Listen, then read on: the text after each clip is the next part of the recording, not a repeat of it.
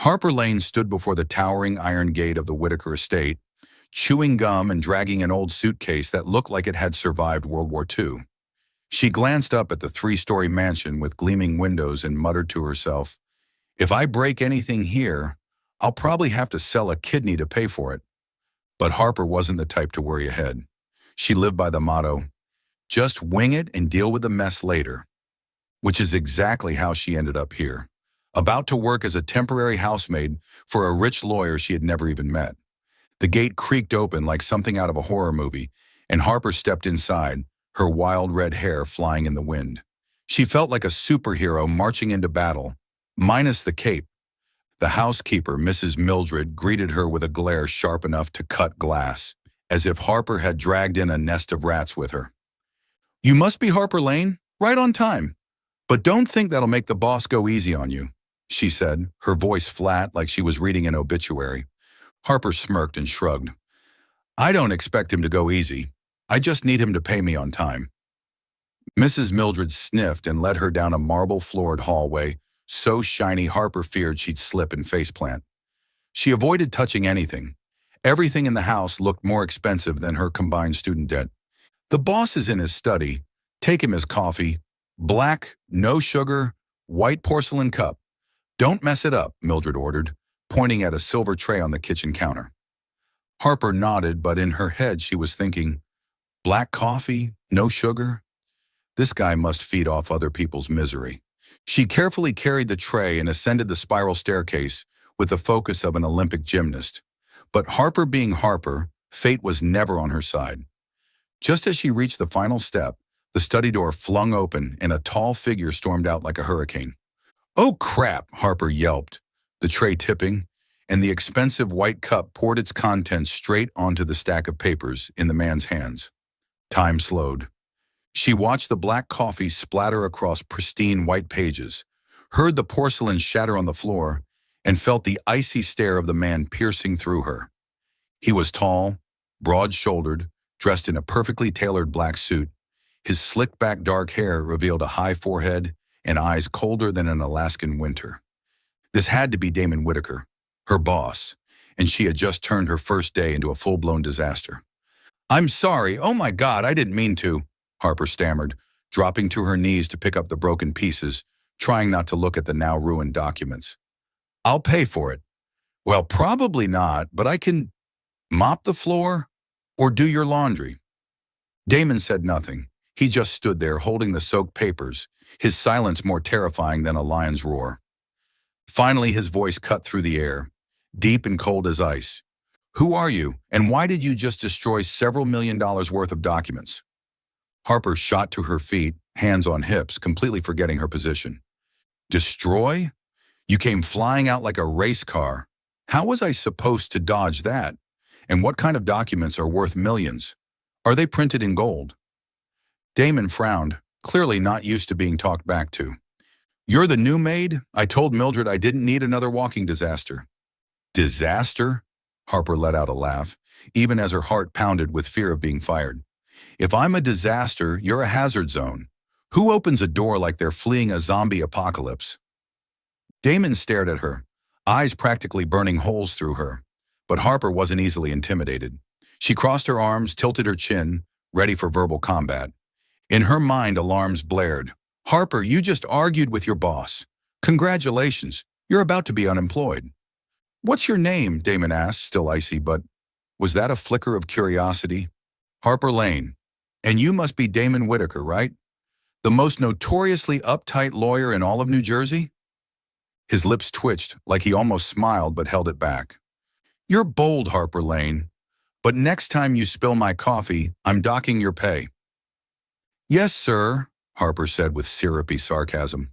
"But next time, if you don't want your precious documents swimming in coffee, maybe don't barrel into me like a freight train."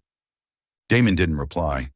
He just shook his head and turned back into his study, leaving Harper standing amid broken porcelain and a pounding heart. She had survived her first battle with the boss, but she knew this was only the beginning. Damon Whitaker might not be easy to deal with, but Harper Lane wasn't the type to back down. "Game on, Mr. Lawyer," she thought, smirking. Inside the study, Damon sat down, eyeing the soggy paperwork and shaking his head. That redhead was a storm, impulsive, loud, and completely fearless. He hated chaos, but somehow that moment when she talked back, it had stirred something. For the first time in months, Damon Whitaker felt like this mansion wasn't just a cold, lifeless tomb. Harper Lane never imagined that her third day working at the Whitaker estate would turn into a full-blown dramatic comedy. After the coffee on the documents fiasco, she'd been trying her best to stay in maximum behave mode, meaning no more broken cups, no more sass with Damon, and absolutely no letting her wild red hair get tangled up in any new disasters. But Harper was Harper, and trouble followed her like metal to a magnet. That evening, the New Jersey air was cool, and the scent of freshly cut grass drifted into the kitchen through the open window. Harper was wiping down the counters, humming a cheesy pop song, swaying her dish towel like a stage prop. She liked moments like this, quiet, peaceful, when Mrs. Mildred had gone to bed and Damon, well, probably off conquering the world in his study. But peace didn't last. The front door burst open, followed by unsteady footsteps and a deep, raspy voice. "Lydia, you came back." Harper stopped humming and spun around. Damon Whitaker stood there, his blazer crooked, tie askew, and dark hair disheveled like he'd walked through a tornado. His usually sharp brown eyes were now dazed and glassy, like he'd downed an entire bottle of wine. Harper frowned. Who the heck is Lydia? And why is he looking at me like I'm his long-lost high school crush? "Sir, are you okay?" Harper asked cautiously, still clutching the dish towel like a makeshift shield. Damon staggered forward, the scent of wine trailing behind him, making Harper wrinkle her nose. "Okay, you're definitely drunk. Let me make you some coffee, all right?" But Damon didn't answer. He looked at her, no, through her, as if seeing someone else entirely. "Lydia," he murmured, voice soft as velvet, "I knew you'd come back. I always knew." And then before Harper could fully register what was happening, Damon stepped forward, placed a hand on her shoulder, and kissed her. Time froze. Harper stood there wide-eyed, her brain screaming, "What the actual hell?" His lips were warm, his breath tinged with wine, and for one split second, pure panic, she realized the kiss wasn't awful. That is, until she remembered he was her boss, and he thought she was someone else. Harper's impulsive instincts kicked in. She shoved Damon hard and smack. A sharp slap landed across his left cheek. He staggered back, hand on his face, the dreamy look in his eyes replaced by utter shock. What did you just do?" he stammered, sobering up a bit. "What did I do?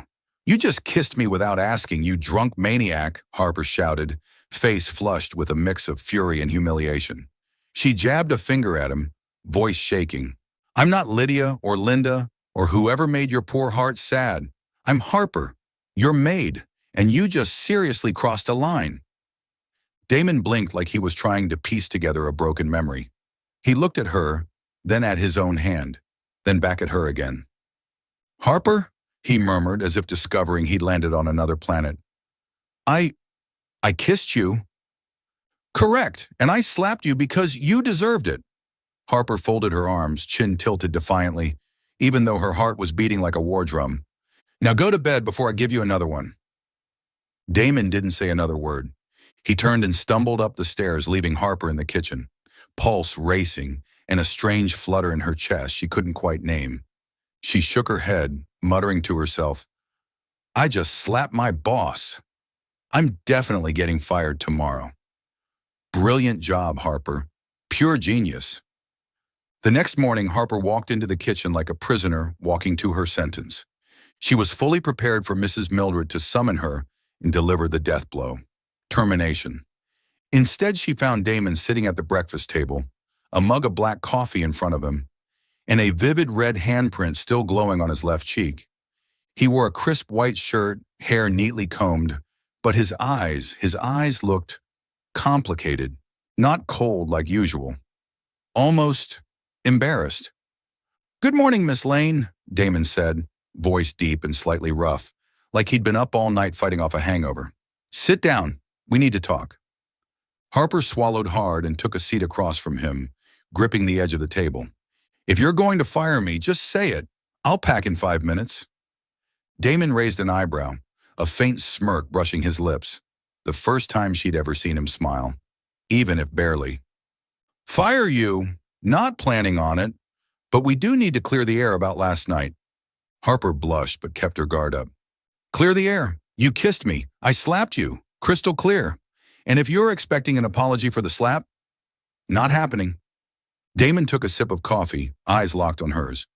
I don't want an apology. I apologize for my actions. I was drunk and mistook you for someone else. That wasn't my intention. Harper blinked, caught off guard by his sincerity.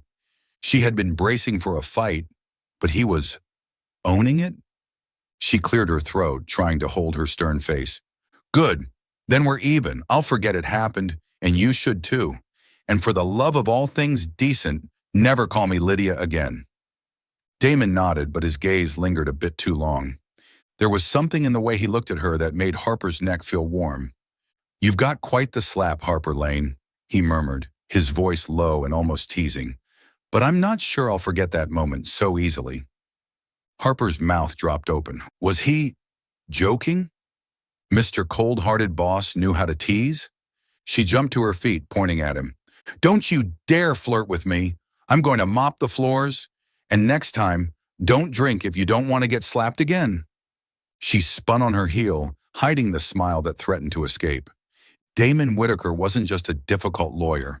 He was dangerous, in a way she had never been prepared for. And deep down she knew, last night's uninvited kiss had started a game. Neither of them was ready to quit. Meanwhile, Damon watched her walk away, his hand brushing his cheek. The sting was gone, but something else remained, something strange. For the first time, this house didn't feel like just stone and silence. It felt alive. Harper Lane never imagined that a single slap would lead to the strangest contract of her life. After last night's uninvited kiss, she had braced herself for every possible scenario. Getting fired, getting sued, or worse, getting the kind of icy stares from Damon Whitaker that would make her quit on her own. But nope. This morning, when she walked into the study to clean, there he was, Damon sitting at his desk, pen in one hand, tapping the other against the surface, and with that look in his eyes. That look, like he was plotting world domination.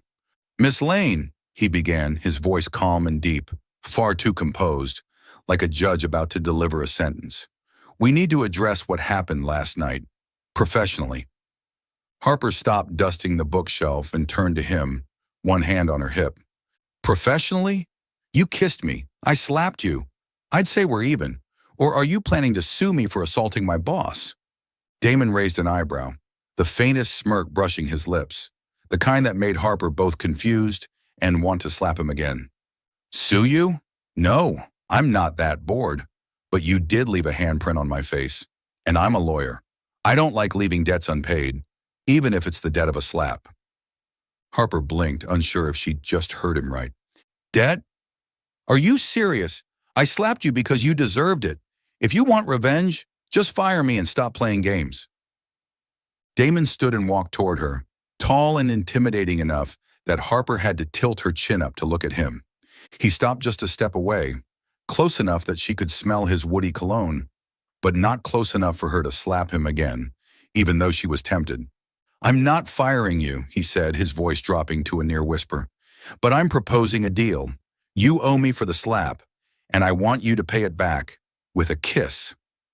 Harper's mouth fell open. Her dustcloth hit the floor with a soft thud. She stared at him like he'd just declared he was from another planet. What? Are you insane? A kiss is repayment? What is this? Some kind of low-budget soap opera? Damon crossed his arms, expression as calm as if he'd just proposed a real estate deal. Not dramatic, very fair. You slapped me because I kissed you without asking. To balance things out, you'll give me a kiss. Brief, polite, and I'll consider us even. Otherwise, I might have to reconsider keeping you employed. Harper felt her face go red, equal parts fury and disbelief. She pointed a trembling finger at him. You're blackmailing me? I'm not some girl you can buy off with money or scare with threats. You really think I'm just going to kiss you because of this stupid deal? Damon tilted his head, that infuriating glint of amusement in his eyes. So you'd rather be fired? I thought you needed this job, Harper Lane. Or are you planning to sell a kidney to pay off your student loans? Harper bit her lip, cornered. She needed the money. She needed this job. And Damon clearly knew that. But kiss him? The idea made her shiver, and not entirely in a bad way, which was the most terrifying part. She inhaled deeply and said in a steady tone, Fine. One kiss. That's it. And you can never bring it up again. Clear? Damon nodded, the corner of his mouth lifting like he just won a major lawsuit. Crystal, but I'd like to add one clause. Every time you make a mistake, break something, forget something, argue with me, you owe me another kiss. Fair, right? Harper's eyes widened. It felt like she just signed a deal with the devil. You manipulative jerk. Fine, I agree. But don't think I'm letting you win so easily. I'll work so perfectly, you'll never get another chance. Damon smiled, an actual smile this time, revealing a small dimple on his right cheek. I look forward to the challenge, Miss Lane. The days that followed turned the Whitaker estate into a comedic battlefield of wits. Harper tried to work like a flawless machine, floors sparkling, towels aligned, coffee brewed to black no-sugar perfection. But she was Harper, and clumsiness lurked behind every corner. On day one, she accidentally knocked over the salt shaker on the dining table. Damon appeared instantly, notebook in hand, voice calm. Mistake number one. You know the terms. Harper clenched her jaw, face burning, marched over, and planted a lightning-fast kiss on his cheek. It felt like touching fire. There, happy now? Go away, boss man, she snapped before darting into the kitchen. Damon stood still, hand brushing his cheek, eyes gleaming with a feeling he didn't dare name. Day two, she forgot to close the window, and the breeze scattered papers all over his desk. Another kiss, this time on his forehead, because Harper refused to let him look into her eyes. You kiss like you're exacting revenge, Damon teased, making Harper nearly throw a dish towel at his face. By day three, Harper began to question herself. She stood in the staff bathroom, muttering to her reflection, Harper, what is wrong with you? Why are you enjoying this stupid deal? Each kiss, however quick, however reluctant, left a strange afterglow, like she was playing a dangerous game, and wasn't sure if she wanted to win or lose. Meanwhile, Damon sat in his study, gazing out the window, idly spinning his silver pen. He hated to admit it, but he was starting to look forward to Harper's mistakes. That red-headed whirlwind, with her razor-sharp comebacks and stubborn stare, was unraveling the tightly wound world he'd built. And for the first time in years, he didn't want to fix the chaos. Harper didn't know it yet, but to Damon, this little deal wasn't just a joke. It was a test, to see if she would run or stay, and deep down, he hoped she'd stay. Harper Lane stood in the kitchen, watering can in hand, eyes flicking toward Damon Whitaker's study like a spy plotting an infiltration. The KISSES payment contract had entered its second week, and she'd decided to turn the game on its head. If Damon thought he could manipulate her with that ridiculous little rule, he was in for a surprise. You want to play, Mr. Lawyer?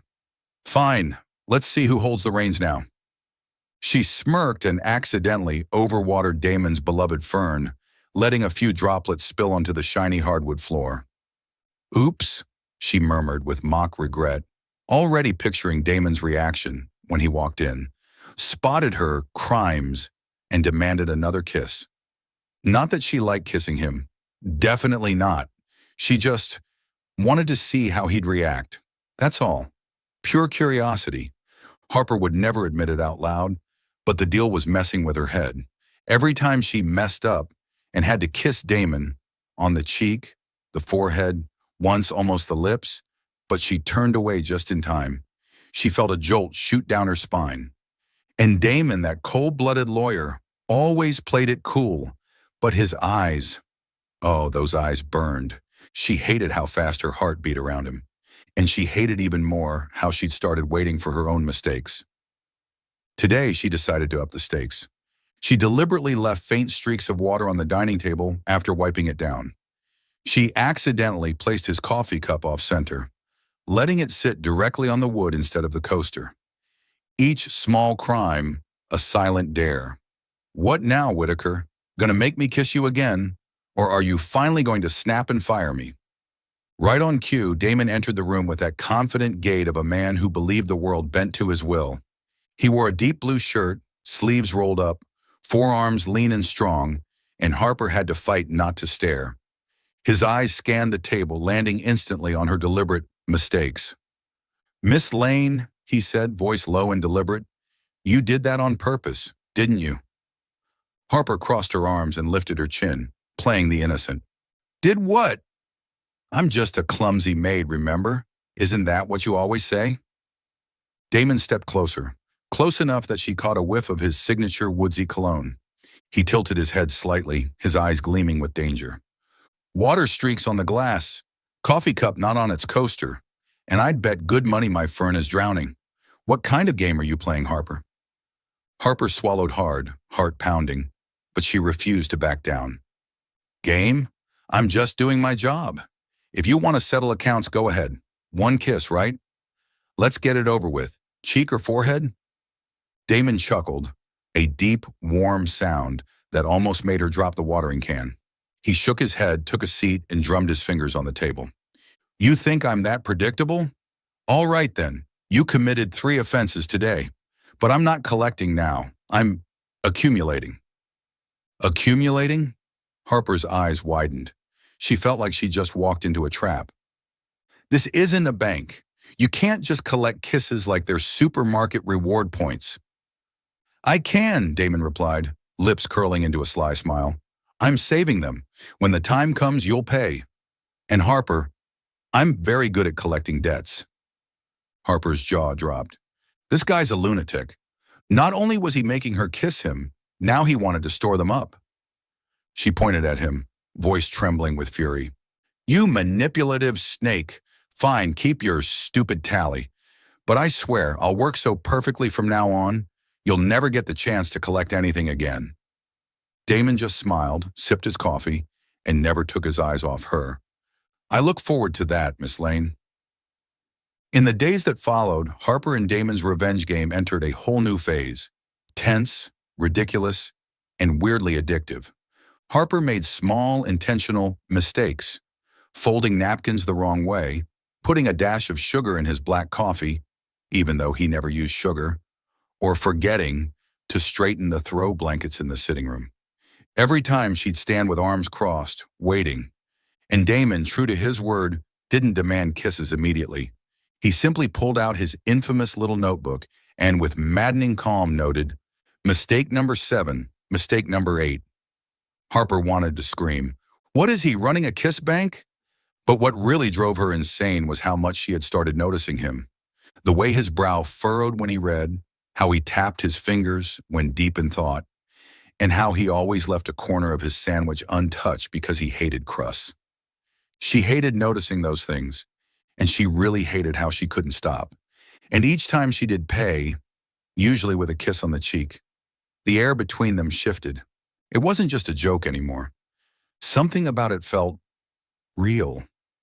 One evening, Harper was wiping down the living room windows when Damon walked in, infamous notebook in hand.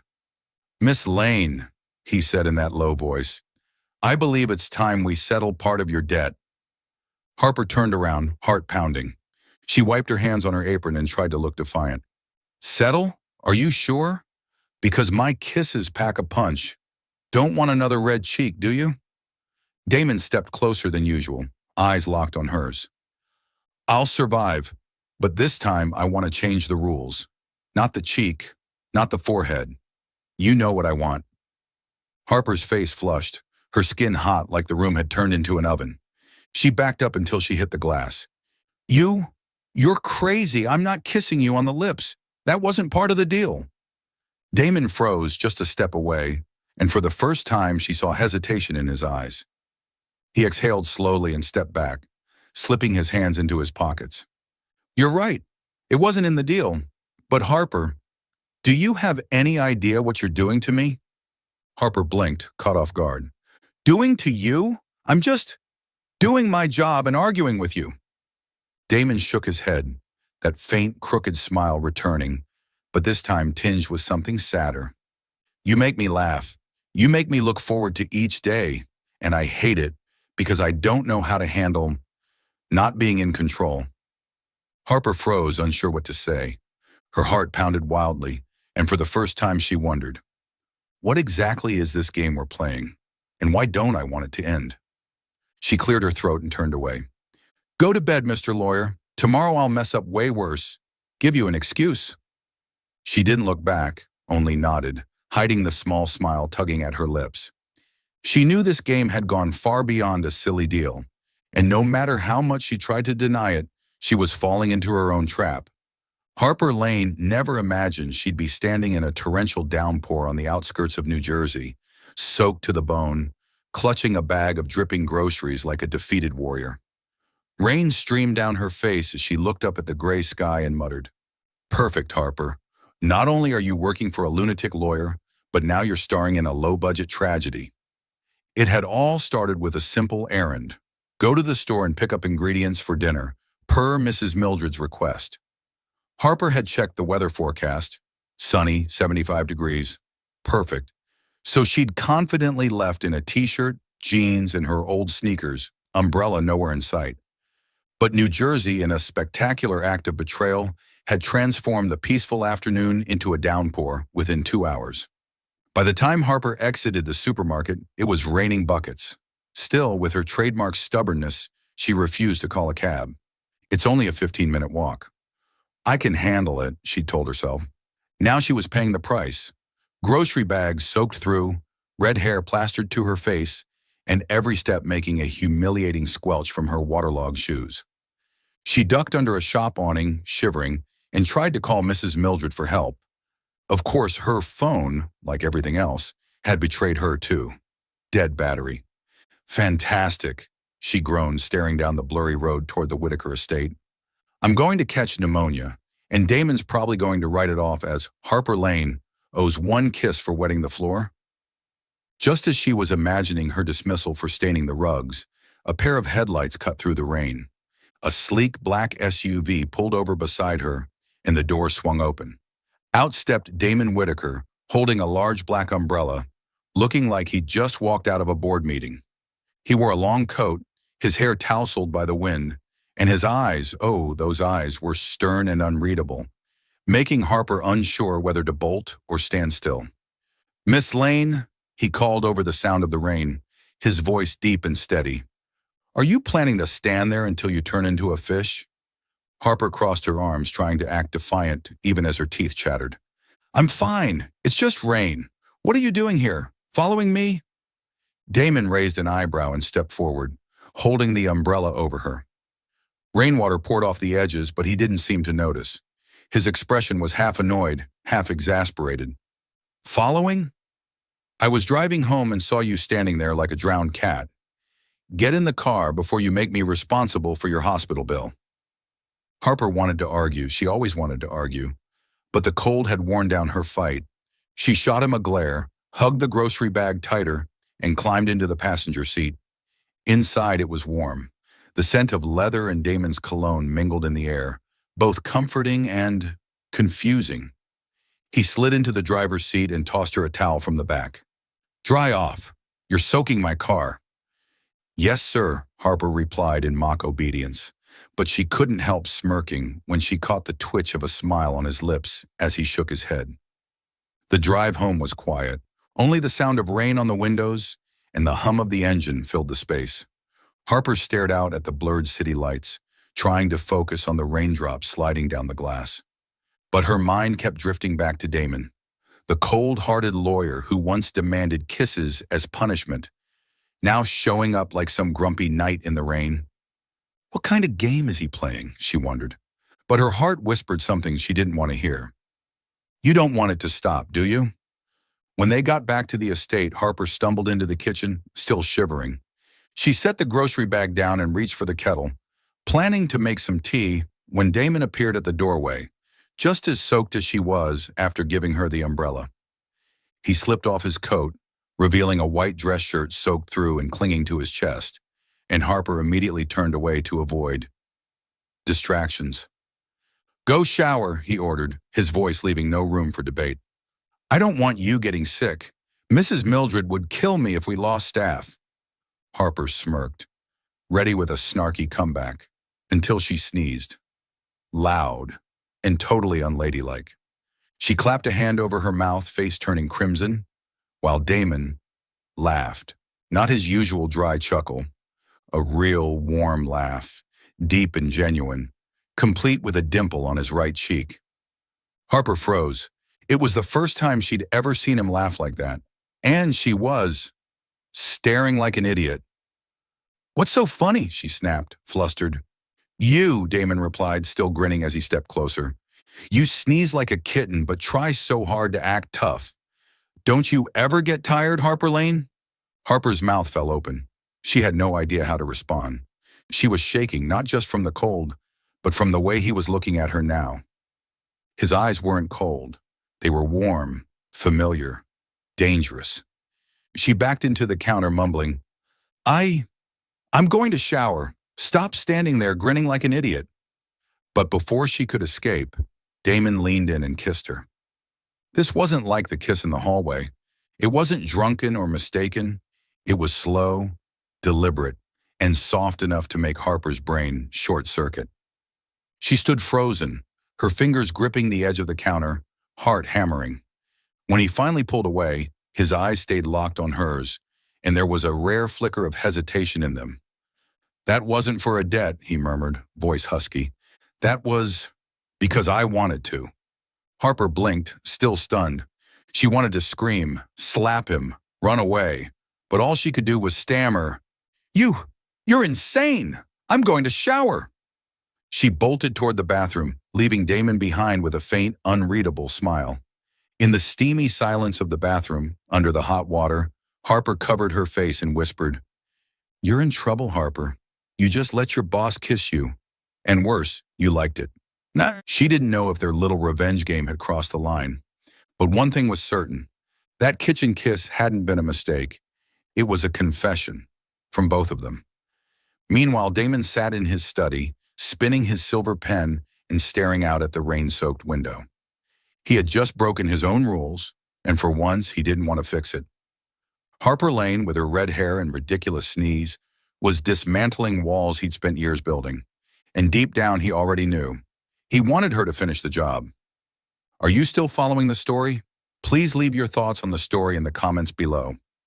All your comments are the motivation for us to create better.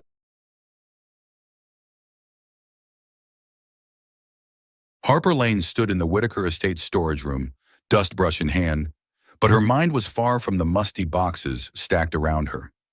Last night's kiss in the kitchen, the real kiss from Damon, was still playing on a loop in her head, sweet and maddening like a song stuck on repeat. She muttered to herself, "What is wrong with you, Harper? He's your boss, a cold, manipulative lawyer, and God, why does he have to be such a good kisser?" She swept harder, as if she could brush away the tangled mess of feelings swirling inside her. Since that kiss, Harper had avoided Damon all morning. She'd made excuses to clean the least trafficked areas of the house. Basement, storage rooms, anywhere he wouldn't be. But every creak of a door or sound of footsteps made her jump, heart pounding, half expecting him to appear behind her and do something. Kiss her again. Fire her for not slapping him like before? She didn't know, and the not knowing was driving her insane. While dusting a high shelf, she accidentally knocked down an old box. It burst open, scattering documents, photographs, and a small silver ring that rolled across the floor. She knelt to pick it up, but her eyes caught on a photograph, one that made her freeze. It was Damon, younger with shorter hair, smiling wide, so wide she almost didn't recognize him, his arm around a beautiful blonde woman. They stood in front of a beach at sunset, glowing in the fading light. Harper frowned, unsettled by this version of Damon that radiated warmth instead of frost. She turned the photo over. In neat handwriting, it read, "Damon and Lydia, Summer 2020. Forever. Harper swallowed hard, her chest tightening. Lydia. There it was again. That name he had mumbled in his drunken haze. Now it wasn't just a name. It was a person, a ghost, a perfect memory frozen in time. She didn't want to pry, really, but she couldn't stop. She pulled out another paper from the box, a printed article dated 2022. Young attorney Damon Whitaker cancels wedding 1 week before the ceremony. The piece detailed how Damon, at the height of his career, had suddenly called off his wedding to interior designer Lydia Hamilton. No official reason, just rumors. She left him. He couldn't commit, or they couldn't make it work. Harper read the words with a sinking feeling in her stomach. So he'd had a fiancée, and she'd broken his heart. She gently returned everything to the box, except the silver ring, which sat cold and heavy in her palm. She imagined Damon placing it on Lydia's finger, imagined him smiling like in that photo, and suddenly she felt small. What am I to him? A clumsy maid, a joke wrapped in a kiss contract. He still loved Lydia, didn't he? That afternoon, Harper had no choice but to face him when he called her into the study to deliver his coffee. She entered with a tray, carefully composed, forcing her face into a mask of calm. Damon sat behind his desk, eyes on his laptop, but when she placed the cup down, he looked up, his gaze locking onto her. "You've been avoiding me all day," he said. "Not as a question, but a fact." Harper shrugged, pretending to fuss with the saucer. "Avoiding? I've just been working. You want the roof scrubbed too?" "I'll do it." Damon stood, circling the desk until he was in front of her. He towered over her, his presence making her want to step back. But she didn't. "Harper," he said, his voice gentler than she expected, "are you upset about last night?" Her cheeks flushed at the memory of the kiss, but she recovered quickly. "Upset? Number, I'm just busy. And you should be grateful I didn't slap you again." She tilted her chin, defiant, but her eyes flicked, unintentionally, to his hand. She imagined the silver ring once being there. Damon frowned, clearly sensing something different in her. "What's going on? You're not acting like yourself." Harper forced a smile. "I'm fine. I just found something in the storage room. A photo. You and Lydia." She hadn't planned to say it, but the words spilled out like water breaching a dam. "She was your fiancée, wasn't she? The one you called out for when you were drunk?" Damon stiffened, his expression darkening. For a moment, Harper thought he'd lash out, but instead he exhaled slowly, sat back down, and rubbed his temple. "You're curious, aren't you?" he said tiredly. "Yes, Lydia was my fiancée. She left me a week before the wedding because she wanted a different life. Freedom. No commitments." He paused, eyes distant. "I don't blame her, but I did learn something from that. Never trust something that pretends to be intimate." Harper stood silently, heart sinking. She wanted to crack a joke, tease him like always, but she couldn't. Instead, she stepped forward and did something she'd never done before. She placed a hand on his shoulder, a small, quiet gesture of care. "I'm not Lydia," she said, voice low but steady. "I'm loud, clumsy, and definitely not graceful. But I'm real, Damon, and if you want me here, I'll stay." Damon looked up, his eyes softer than she'd ever seen them.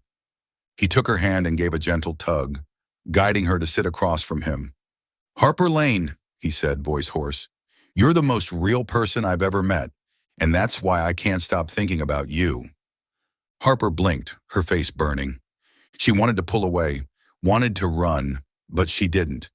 Instead, she offered him a shy, awkward smile. "Well, good, because I'm not planning to let you forget me, Mr. Lawyer." From that day forward, Harper began caring for Damon in quieter, more thoughtful ways. She made his eggs with crispy edges, just how he liked them. She folded his newspaper neatly and placed it beside his coffee, though she still pretended to grumble. And Damon, though never one for words, began leaving subtle signs in return. A quiet, "thank you," a lingering glance, a brush of fingers when she handed him a glass of water. But in Harper's heart, one question still lingered like a shadow. Has he really forgotten Lydia? Or was she just a stand-in, a distraction from a wound that never truly healed? She didn't have the answer, but she chose to stay, not because of the deal, but because she wanted to see him smile. Not like in the old photo, but because of her. Harper Lane stood in the kitchen, knife in hand, trying to chop carrots into neat slices, but each cut landed harder than it needed to, as if she were venting her frustrations on the innocent vegetables. The past few days had thrown her and Damon Whitaker into a dangerous rhythm. Not quite romantic, but definitely no longer just boss and maid. The lingering touches, long stares, and those so-called debt repayment kisses had her heart in a constant state of chaos. "Breathe, Harper," she told herself. "He's your boss. You're the clumsy, red-headed maid. Nothing more." She hummed a cheesy pop song to drown out her swirling thoughts when the doorbell rang. Harper frowned, glancing at the clock. "Who's here at this hour?" she muttered. Mrs. Mildred was out shopping, and Damon was in his study, which meant Harper had to answer. Drying her hands on her apron, she made her way to the front door, fully expecting a delivery guy or a nosy neighbor. What she found instead stopped her cold. A woman stood on the porch, so beautiful Harper momentarily forgot how to blink. Tall, with glossy blonde hair, a fitted emerald dress, and heels that sparkled like they'd stepped off a runway. Her blue eyes scanned Harper from head to toe, accompanied by a cool, poised smile. "Hi," she said sweetly, her voice polished but icy. "I'm looking for Damon Whitaker. Is he home?" Harper felt like someone had just thrown a bucket of cold water over her. There was something disturbingly familiar about this woman.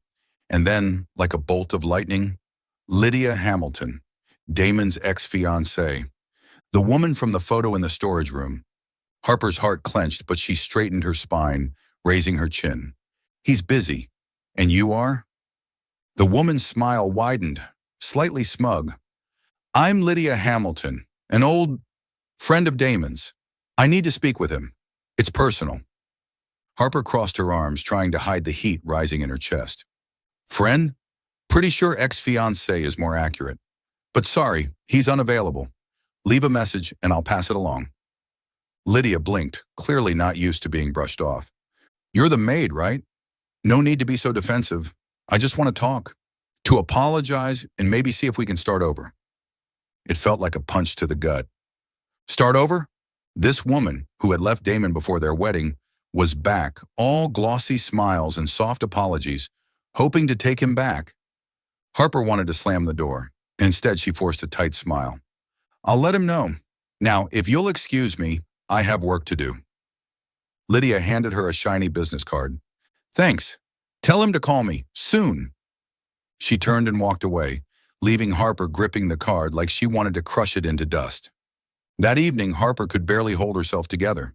She stood in the living room pretending to fold napkins, but her hands trembled. Every time she thought of Lydia's perfect smile, her stomach twisted. When Damon walked in and shrugged off his coat, his eyes searched for her immediately. "Harper," he said gently, "you okay? You look like you're about to tear those napkins in half." Harper turned to him, keeping her voice cool but sharp. "Okay, I'm great. Oh, by the way, someone came by today, Lydia Hamilton." She threw the business card onto the table.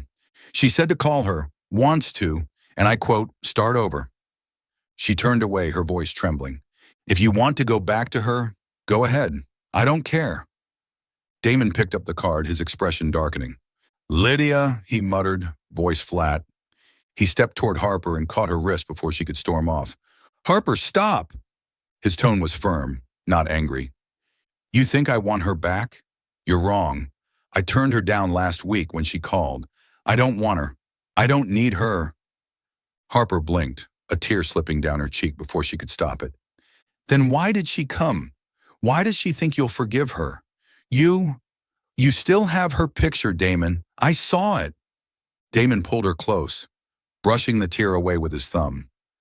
"That picture is the past. I kept it to remind myself not to make the same mistakes again. Harper, don't you get it? You're the one I want." And then, before she could answer, he kissed her. Not a debt kiss, not a tease.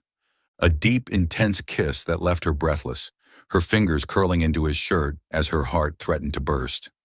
When they broke apart, he rested his forehead against hers. "Don't go," he whispered. "Stay with me, Harper." She didn't answer, just nodded, tears mixing with a quiet smile. That night in Damon's bedroom, wrapped in his arms and quiet promises, Harper felt like the world had narrowed down to just the two of them. She forgot about Lydia, forgot about the deal, forgot about the fear. There was only Damon, and her, and the feeling that she had finally found where she belonged. The next morning, Harper woke with a ridiculous smile on her face. She peeked at Damon, still asleep, hair messy, his expression softer than she'd ever seen it. Slipping out of bed, she decided to make breakfast. "I may not be the perfect woman, but I can make a damn good piece of toast," she thought, skipping down to the kitchen. She prepared a tray, Earl Grey tea, his favorite, and carefully made her way upstairs to his study. But as she neared the door, she froze. Through the slight crack, she saw Lydia. She was hugging Damon, arms around his neck, head resting on his chest. And Damon, he wasn't pushing her away. Harper's heart shattered.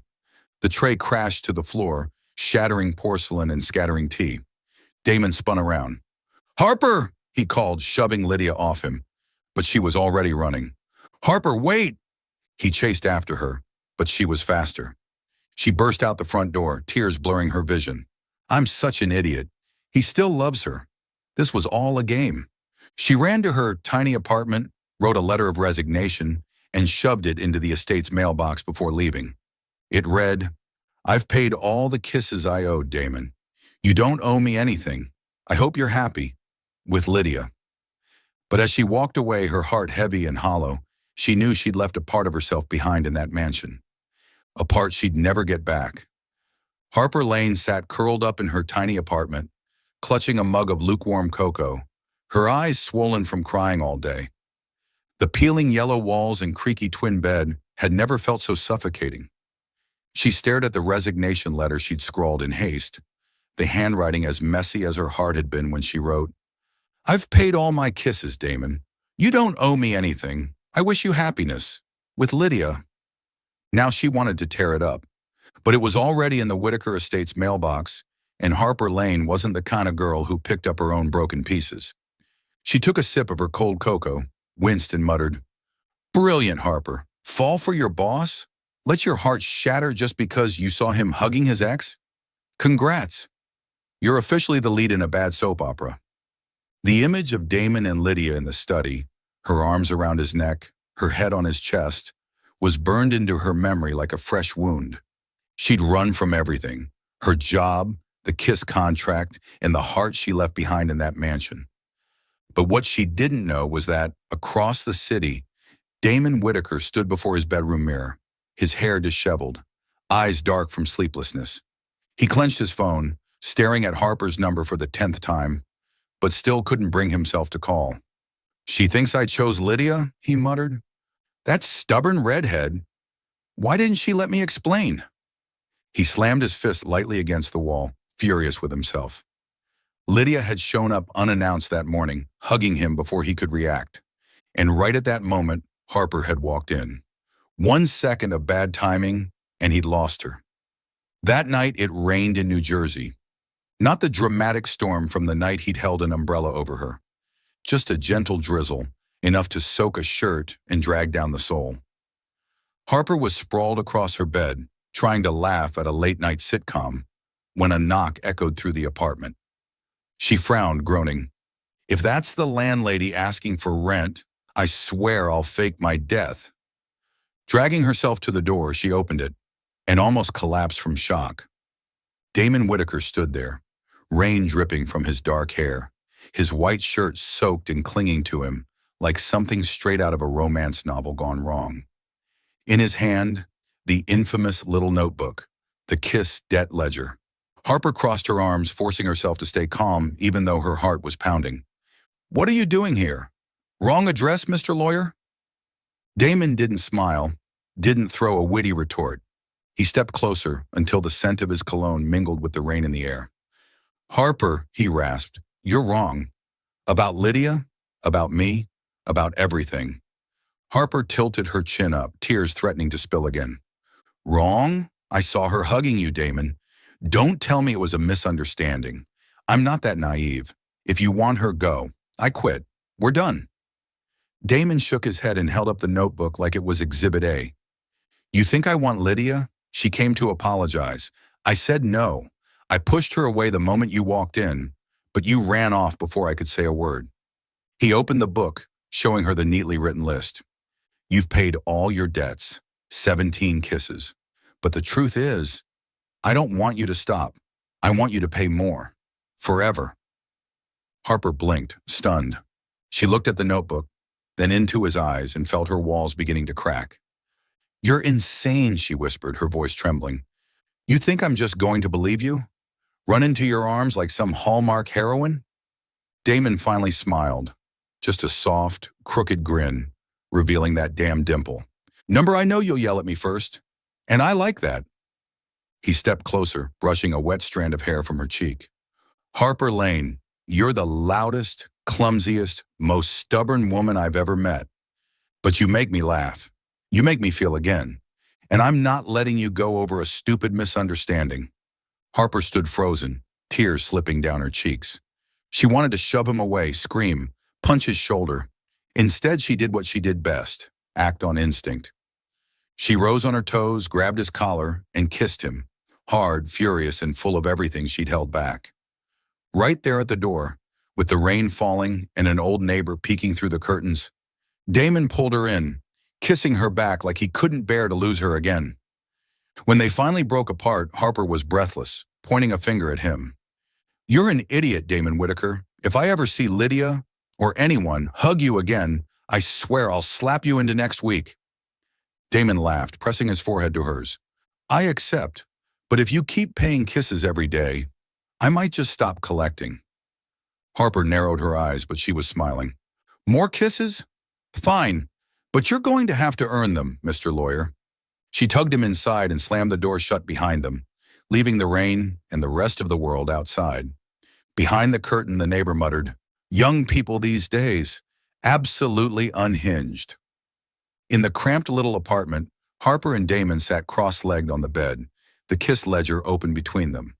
Harper flipped through the pages, laughing at each silly offense. Spilled coffee, open windows, mismatched towels. They laughed together, as if yesterday's heartbreak had been just a bad dream. Harper didn't know what the future held, but she knew one thing for sure. She wasn't running anymore. And Damon, with eyes that saw her like she was the whole damn world, wasn't letting her go. Harper Lane stood in front of the mirror in the Whitaker mansion's bedroom, running her fingers through her frizzy red hair and muttering to her reflection, You're fine, Harper. You're not signing a contract with the devil, just with a ridiculously attractive, infuriating lawyer who kisses like he rewired your brain. She grimaced at herself, trying to suppress the goofy grin threatening to spill across her face. After that rainy night outside her apartment, after that kiss in front of the nosy neighbor, everything between her and Damon had changed. The kiss debt contract was dead. There was no more boss and maid, only Harper and Damon, two stubborn people trying to share a roof without killing or kissing each other every 5 minutes. That morning, Damon had summoned her to the study with a face so serious she'd almost fled. We need an official meeting, he'd declared. She had rolled her eyes. Official? What, are you docking my pay for breaking the 10th coffee cup? He only smiled, that devilish, dimpled grin that made her want to kiss him and punch him at the same time, and told her to bring her cooperative spirit. Now she was dressed in clean jeans and a t-shirt, staring herself down in the mirror like she was going into a courtroom. Whatever he's planning, you're not letting him win easily. She stepped into the study where Damon sat behind his desk in a crisp white shirt, holding what looked suspiciously like a legal document. Afternoon sunlight streamed in, glinting off his dark hair, and Harper had to force herself not to stare.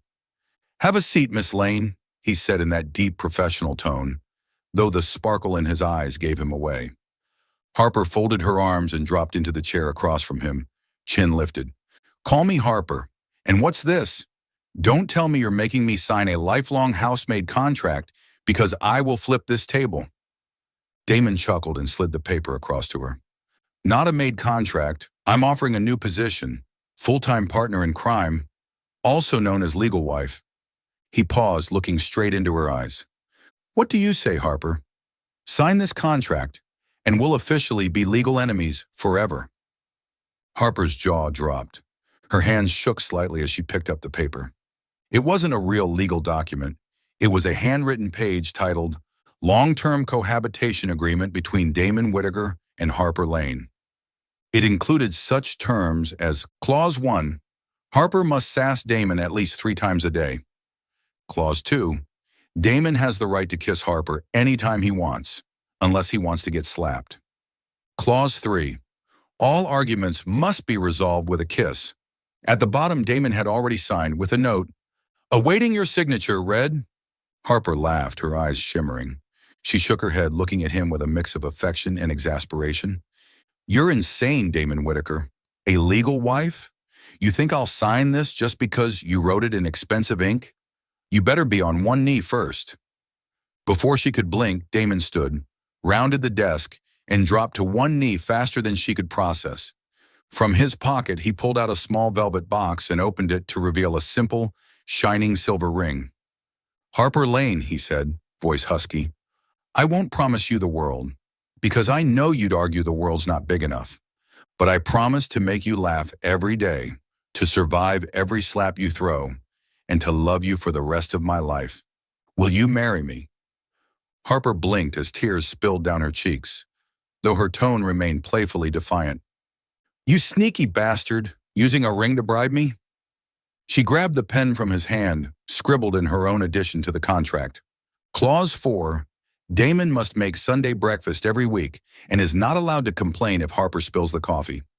She signed her name with a dramatic flourish, tossed the pen aside, and yanked him to his feet. Now kiss me, future husband, before I change my mind. Damon didn't wait. He pulled her close and kissed her, slow, deep, and filled with all the affection and laughter that defined them. Harper wrapped her arms around his neck, giggling mid-kiss. Because this was them. Loving, fighting, teasing, and kissing like the world was theirs. In the weeks that followed, Harper and Damon officially moved in together at the Whitaker estate. No longer boss and maid, but partners. Legal and emotional. Harper still spilled coffee, often on purpose now, and Damon still pretended to keep tally in that old kiss ledger. They bickered constantly about lights left on, socks on the floor, and who ate the last cookie. But every fight ended the same way, with a kiss per contract terms.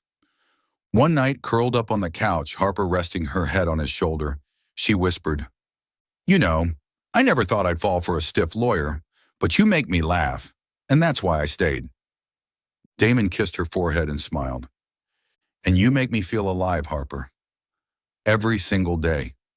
He pulled out the notebook and pretended to write. Mistake number 18. Harper Lane made me love her too much. Penalty, 1 immediate kiss.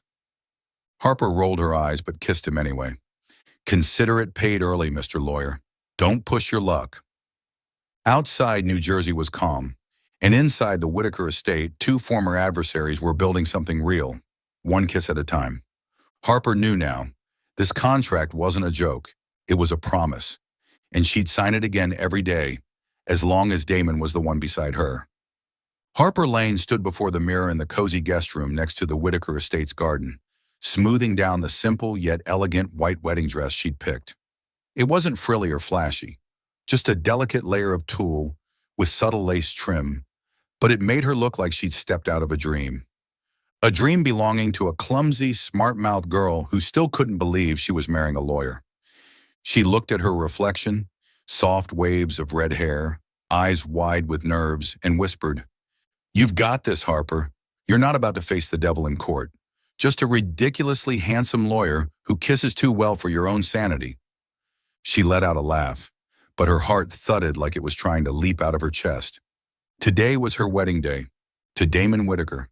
A small ceremony, just a few close friends, Mrs. Mildred still eyeing Harper like she might shatter the entire world, and a sun-drenched backyard in New Jersey. Harper had never wanted a grand affair, just Damon, a ring, and a promise they'd keep loving and bickering in their own ridiculous way. Damon, ever the meticulous lawyer, had agreed with zero resistance. You want a garden wedding? Fine, but I'm not letting you destroy the cake, he'd teased. Harper had glared at him with enough heat to toast the wedding favors. Taking a deep breath, Harper clutched her white carnation bouquet and stepped out. The garden was decorated simply, white ribbons tied to tree branches, a rustic table of sweets and wine, and a flower-strewn path leading to where Damon stood. Black suit, neatly styled hair, that signature dimpled smile. He looked like a man straight out of a movie. Harper nearly broke into a sprint, but she was still Harper, and she never did things the normal way. As the acoustic version of their favorite love song played, Harper walked down the aisle with as much grace as she could muster, which wasn't much. She spotted Damon and called out under her breath, "Ready to get slapped for life, Mr. Lawyer?" Laughter rippled through their friends, and Damon shook his head, smiling like she was his entire universe. "Go ahead and try, Miss Lane," he replied. "But remember, every slap costs you a kiss. Still part of the contract." Harper smirked and reached him, handing her bouquet to her best friend. The officiant, an old friend of Damon's, began the ceremony, but the two of them only had eyes for each other, exchanging glances full of affection and mischief. When it came time for vows, Harper jumped in first, her voice emotional yet unmistakably Harper. "Damon Whitaker, I vow to love you, argue with you, and spill coffee on your legal briefs whenever I feel like it. I vow to make you laugh daily, whether by annoying you or kissing you when you least expect it. And if Lydia or anyone else ever hugs you again, I swear I'll slap you, and then kiss you to make up for it." Her voice cracked as she smiled through tears. "I love you, you ridiculous man." Damon laughed softly, gripping her hands tighter. "Harper Lane, I vow to survive every slap, every shattered cup, and every argument I'll inevitably lose. I vow to make you breakfast every Sunday, even if you manage to burn the kitchen down. And I vow to love you, not because you paid off your kiss debt, but because you're the only person who's ever made me want to live honestly." He leaned in and whispered just for her, "I love you, Red." Their friends erupted in applause. Mrs. Mildred dabbed her eyes, while muttering something about Harper needing to learn to mop properly, and the officiant grinned. "By the power vested in me, I now pronounce you husband and wife. Now kiss her quick before she changes her mind and slaps you." Damon pulled Harper close and kissed her, slow, deep, and filled with the kind of love only two stubborn souls could create. Harper wrapped her arms around his neck, and when they broke apart, she whispered, "That was a prepaid kiss, Mr. Husband. Don't even think about asking for another yet." The rest of the reception was full of awkward dancing. Harper nearly knocked over the cake. Jokes about kiss contracts and secret glances between bride and groom that said, "I can't believe you're mine." At sunset, they sat side by side on a wooden bench, holding hands as string lights glowed above the garden. "You know," Harper murmured, head on his shoulder, "I used to think love had to be quiet, soft, like a movie. But with you, it's loud, chaotic, and better than any film I've ever seen." Damon kissed her hair and smiled. "Love isn't always gentle, Harper. But if it makes you laugh every day, it's worth keeping forever." Harper grinned, raised her hand to fake a slap, but instead tugged him in for another kiss. "That's the softest slap you'll ever get, lawyer. You better treasure it." They laughed, held each other tighter, and in that moment, the Whitaker estate wasn't just a house full of rules, broken cups, and kiss tallies. It was home, where two ridiculous, reckless, and completely in love souls would keep arguing, kissing, and loving forever. Love isn't always soft. Chapter 1. Blizzard Night in a Whisper. Savannah Lewis pulled her wool coat tighter around her body, muttering curses at the snowstorm, turning Manhattan into a whiteout painting. "Of course," she muttered to herself, "the day I have to go to a cocky CEO's penthouse is the day the weather decides to throw a tantrum." She stood in front of the gleaming glass tower that Grayson Reed, real estate mogul and New York's #1 playboy, called home. Savannah's task was simple: prepare the penthouse for a weekend charity gala, where Grayson would show up, flash his signature grin, and sign big checks while the media fawned over him. As an event planning assistant, She was used to dealing with wealthy clients. But Grayson Reed, he was a different breed. The kind of man who turned every head in the room, and not always for the right reasons. The elevator doors opened, revealing a space so luxurious it made her catch her breath. Marble floors sparkled beneath her boots. Floor-to-ceiling glass walls overlooked a city buried in snow, and a modern fireplace crackled in the center of the room. Savannah inhaled deeply, catching a mix of sandalwood and peppermint from somewhere nearby. If I were writing a novel in here, she thought, the heroine would definitely get into major trouble. "You're late," a deep voice called from the spiral staircase. Grayson Reed descended, sleeves rolled up on a crisp white shirt, tousled brown hair looking like he'd just come from the gym. His piercing blue eyes swept over her. Not exactly friendly, but not indifferent either. Savannah raised an eyebrow, refusing to be intimidated. "And the CEO doesn't check his emails. I mentioned the snow was thick, traffic worse, but thank you for the warm welcome."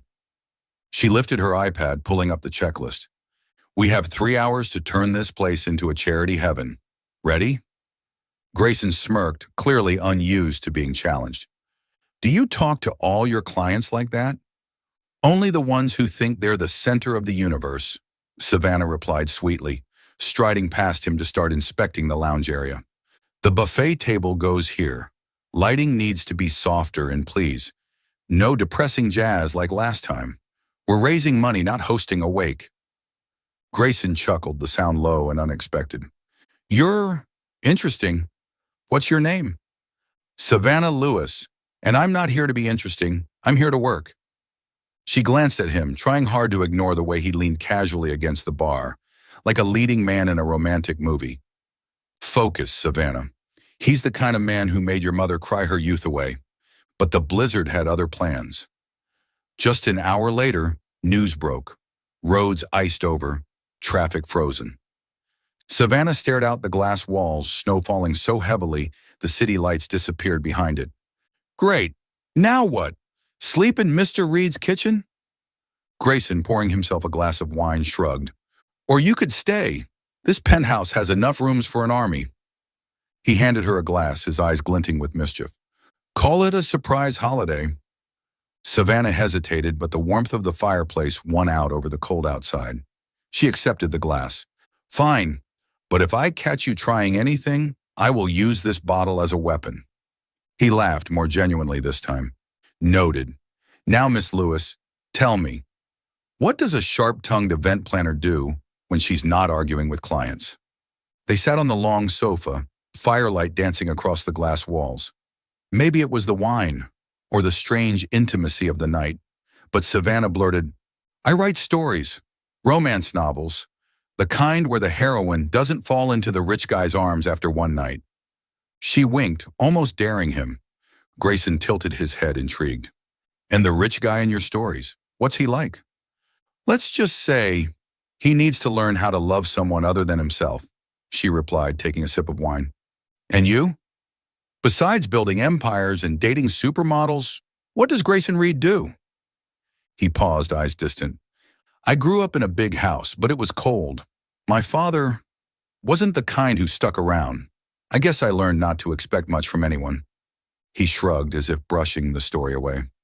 "But you believe in happy endings, don't you?" Savannah smiled faintly. "I want to, but real life isn't like books. Sometimes people only get one night, and then it's gone." Maybe it was the wine or the way he looked at her. No longer arrogant, but like he was searching for something. Maybe it was the howling snowstorm outside, shrinking the world to just the two of them. Grayson leaned closer, his breath warm against her cheek. "Then if you only had one night," he whispered, "what would you write in the next chapter?" Savannah didn't pull away. Her heart pounded, but she smiled. "I'd write a kiss just so the heroine knows she doesn't need him." And then, as if the two of them had stepped into a page of her novel, he kissed her. Not gently, but fiercely, as if trying to say something neither of them could put into words. Clothes fell to the marble floor, the fireplace burned brighter, and the blizzard outside ceased to matter. As Savannah closed her eyes, she thought, "This is a mistake, but if it were a chapter in a book, At least it would be one to remember. You're watching Soul Stories, where every tale whispers of love, healing, and hope.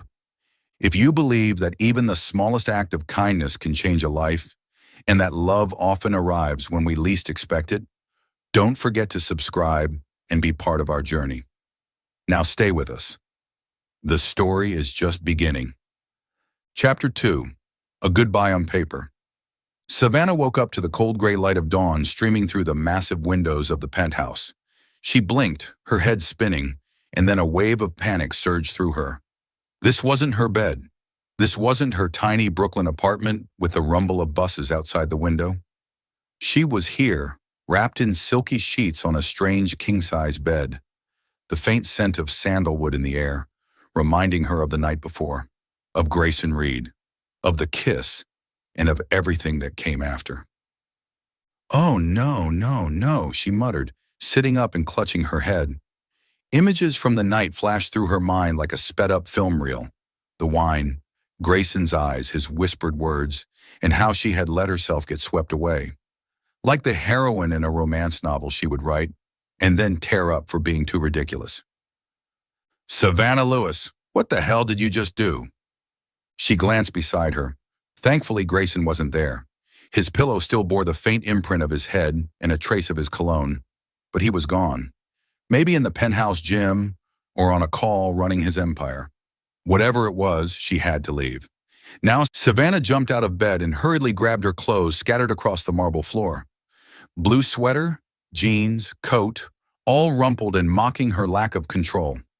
She scanned the room for her shoes and found them tossed near the fireplace, the very spot where she and Grayson had sat the night before, laughing, sharing things she never imagined she'd reveal to a man like him.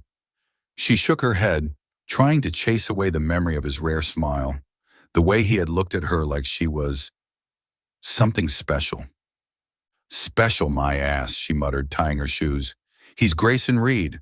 Today it's me, tomorrow it'll be a supermodel, next week an actress. You are not the main character in his story." She thought of her mother, Clara, sitting at the kitchen table, eyes red, talking about the rich man who walked away when he found out she was pregnant. Savannah had sworn she'd never become her mother, and yet last night she'd forgotten that promise. She needed to leave a period, something final, unmistakable. No room for misinterpretation. She rummaged through her bag and found the small notebook where she scribbled story ideas. Tearing out a page, she scrawled a quick note, her hand trembling slightly. "Thanks for the storm. Don't worry, I'm not the clingy type. Enjoy your life." She looked at the words and gave a bitter smile. It sounded like a line from one of her novels, witty, hiding fear beneath the sarcasm. She left the note on the kitchen counter, beside the empty wine bottle from last night, then pulled on her coat. The elevator doors opened, and she stepped in without looking back. As they slid shut, she whispered, "This chapter's over, Savannah. Don't reopen it." Grayson Reed stood in his penthouse gym, sweat rolling down his temple, but his mind wasn't on the treadmill. He'd woken at 5 a.m. to find Savannah still asleep, her hair spread over the pillow like something from a painting. He hadn't wanted to wake her, didn't want the awkwardness of a morning after. Instead, he'd chosen to run, trying to shake the strange feeling in his chest. Not quite regret, but not satisfaction either. She was different from the women he usually met. Not after money, not eager for a headline. She was real. The way she teased him about the charity event, the way she talked about the novel she was writing, the way she looked at him, not with awe, but like she was trying to figure him out, like he was a book written in a foreign language. Grayson wasn't used to that. He was used to hungry eyes, not questioning ones. When he returned to the main apartment, the clock read 7. The penthouse was silent, only the wind hissing outside the windows. He walked into the bedroom and saw the bed was empty. "Savannah!" he called out, his voice echoing. No answer. A strange feeling stirred. Not quite disappointment, but something close. He went into the kitchen intending to make coffee when he spotted the note on the counter. Her handwriting slanted slightly, rushed. "Thanks for the storm. Don't worry, I'm not the clingy type. Enjoy your life." Grayson read it and a crooked smile tugged at his lips. She really is a character. he muttered. He turned the paper over, as if it might hide some secret. Her message was funny and sharp, just like her, but something in it left him feeling hollow. She had left without a number, without a trace, except a slip of paper. He thought back to last night, her laugh when he talked about his lonely childhood, her eyes when she spoke of happy endings in fiction, eyes full of hope and doubt. He'd kissed her, not as a conquest, but because, for a fleeting second, he wanted to feel something real. And now she was gone, like the two of them had only ever been characters in a short chapter. Grayson sat on the couch, the note still in his hand. She's just a regular girl, one night. Nothing more, he told himself. But as he looked out the glass windows, where snow still fell in quiet sheets, he couldn't shake the image of her smile, the one that made him, for just a second, want to believe in something more than contracts and camera flashes. He opened the drawer and placed the note inside, unsure why he didn't just throw it away. "Take care, Savannah Lewis," he said to the empty room, but deep down he knew he was lying. He didn't want this to be goodbye. Chapter 3. 2 lines and an unfinished page. Savannah stood in the tiny bathroom of her Brooklyn apartment, the flickering fluorescent light casting a pale glow on the pregnancy test in her hand. 2 blue lines, clear, undeniable. Her knees trembled as if the floor might collapse beneath her. "No," she whispered, her voice cracking. "This can't be happening." But the test didn't lie, and neither did her body. The constant nausea over the past week, the unusual exhaustion, and the strange sense that something had changed forever. She sank down onto the edge of the tub, burying her face in her hands. The memory of that snowstorm night in Grayson Reed's penthouse surged back. The wine, the kiss, the moment she'd let herself forget reality. She'd thought it was a mistake, just a fleeting chapter that would close the second she walked away. But now that chapter was writing itself forward, and she had no idea what to do with the next page. Her mother's face came sharply to mind, Clara sitting at the kitchen table with red eyes talking about the wealthy man who had promised her the world and then vanished when he found out she was pregnant. "Men like that don't stay, Savannah," she had once said, her voice bitter. "They take your heart and leave you to gather the pieces." Savannah had vowed she would never end up like her mother, and yet here she was, facing her greatest fear. She thought of Grayson, his arrogant smile, those deep blue eyes, and the rare moment he'd opened up about his cold childhood. He wasn't the father type. He wasn't someone who stayed. The charity gala she had organized in his penthouse just last week was proof. Grayson had shown up, signed big checks, smiled for the cameras, and disappeared into a sea of women. Savannah, standing in the corner, had seen him, handsome, untouchable, and completely out of reach. Contact him now? No way. She didn't want to be a burden. She didn't want her child to grow up with a father who only existed in headlines. She stood up, took a deep breath. "Okay," she told herself, "I can do this. I don't need him." She tossed the test into the trash, but the image of those 2 lines lingered like a shadow. She knew she couldn't stay in New York, where every corner might remind her of Grayson, of that night. She needed a fresh start. 2 weeks later, Savannah sat on a Greyhound bus bound for Boston, her small suitcase, everything she owned, tucked at her feet. She had quit her job at the event planning company, claiming she needed family time. Her boss, a sharp but kind woman, had tried to keep her. "Savannah, you're the star of the team. That Reed charity gala was a hit because of you." But Savannah only smiled, hiding the growing secret inside her. Boston greeted her with the biting chill of late winter, but her mother's tiny apartment in Jamaica Plain was warm like a hug. Clara, her silver hair tucked under a scarf, pulled her into the house without pressing too many questions. "You look tired, Savannah," she said, placing a hot cup of tea in front of her. "Tell me when you're ready." Savannah wasn't ready. Instead, she found a part-time job at the nearby public library, shelving books and helping kids find comic books. The job was simple, the pay enough to keep her from relying entirely on her mom, but it gave her too much time to think.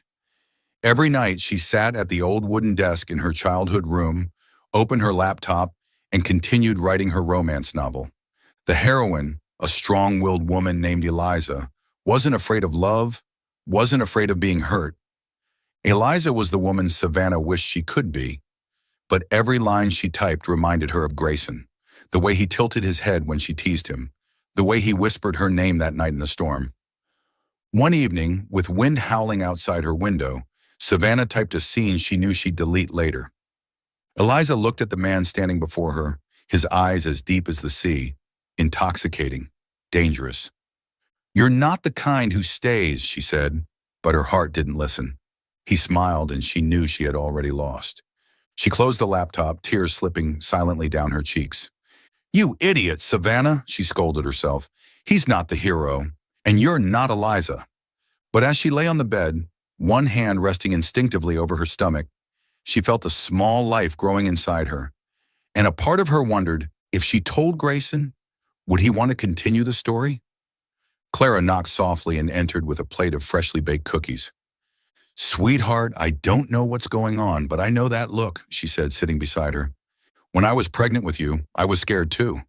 But you turned out to be the best thing that ever happened to me. Whatever you're facing, you're stronger than I ever was." Savannah smiled weakly, not yet brave enough to talk about the 2 lines. But her mother's words were like a small lantern in the dark.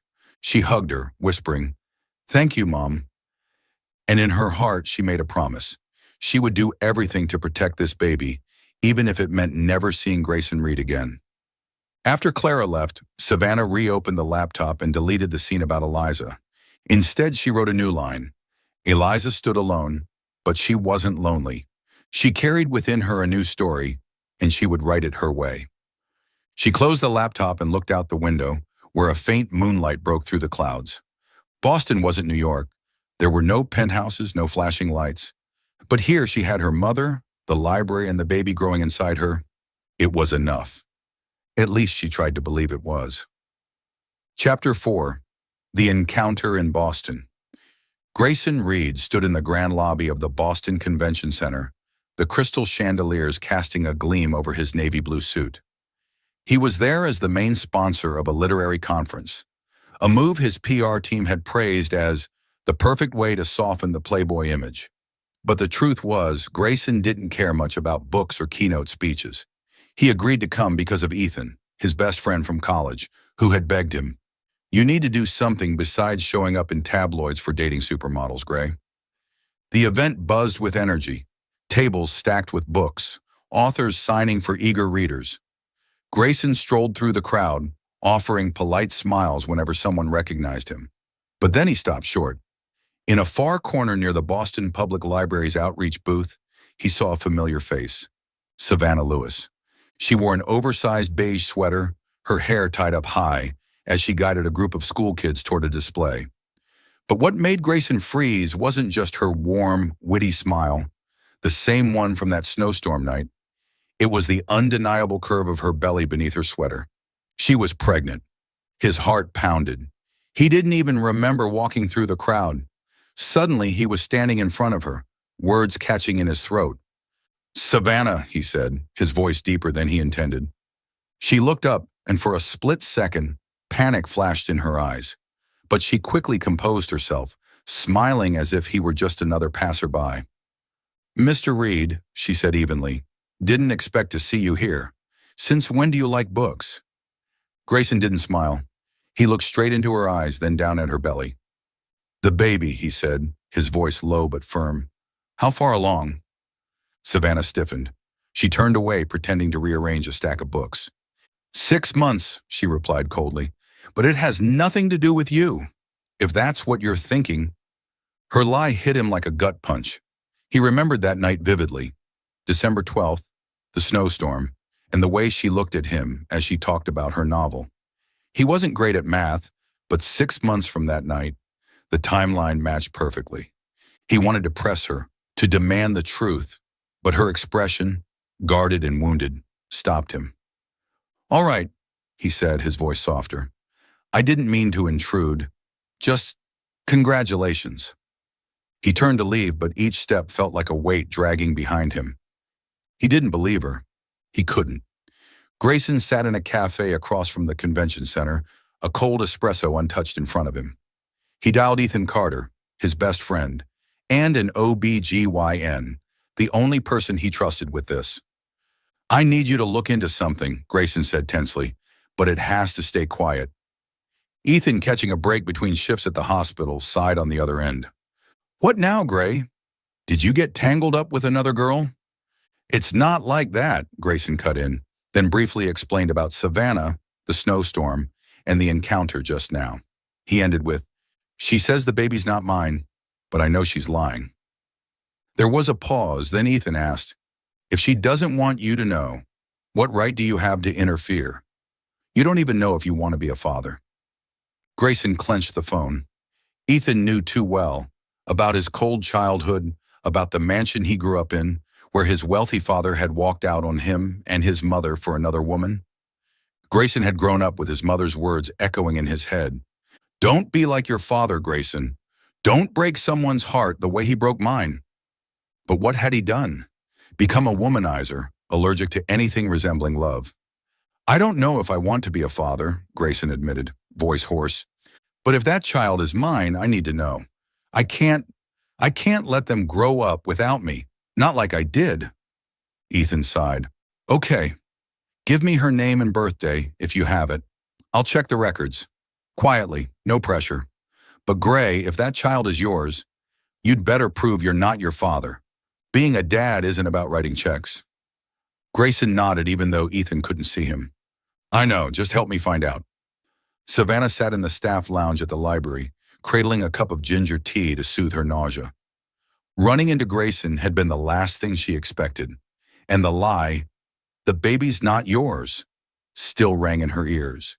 She'd practiced that line 100 times, prepared for the day he might appear. But when she looked into his eyes, she almost couldn't say it. She didn't want him to know, not because she hated him, but because she was scared. Scared he'd laugh, like he probably did reading her note that morning after. Scared he'd offer money to solve the problem, like her own father had done to her mother. Scared that if he stayed, she'd believe him, and then her heart would shatter when he left. She placed a hand on her belly, feeling a tiny kick. It's just you and me, little one, she whispered, and that's enough. But the memory of Grayson's gaze, neither arrogant nor cold, but full of questions, lingered in her chest. A small part of her wondered, had she been wrong to push him away?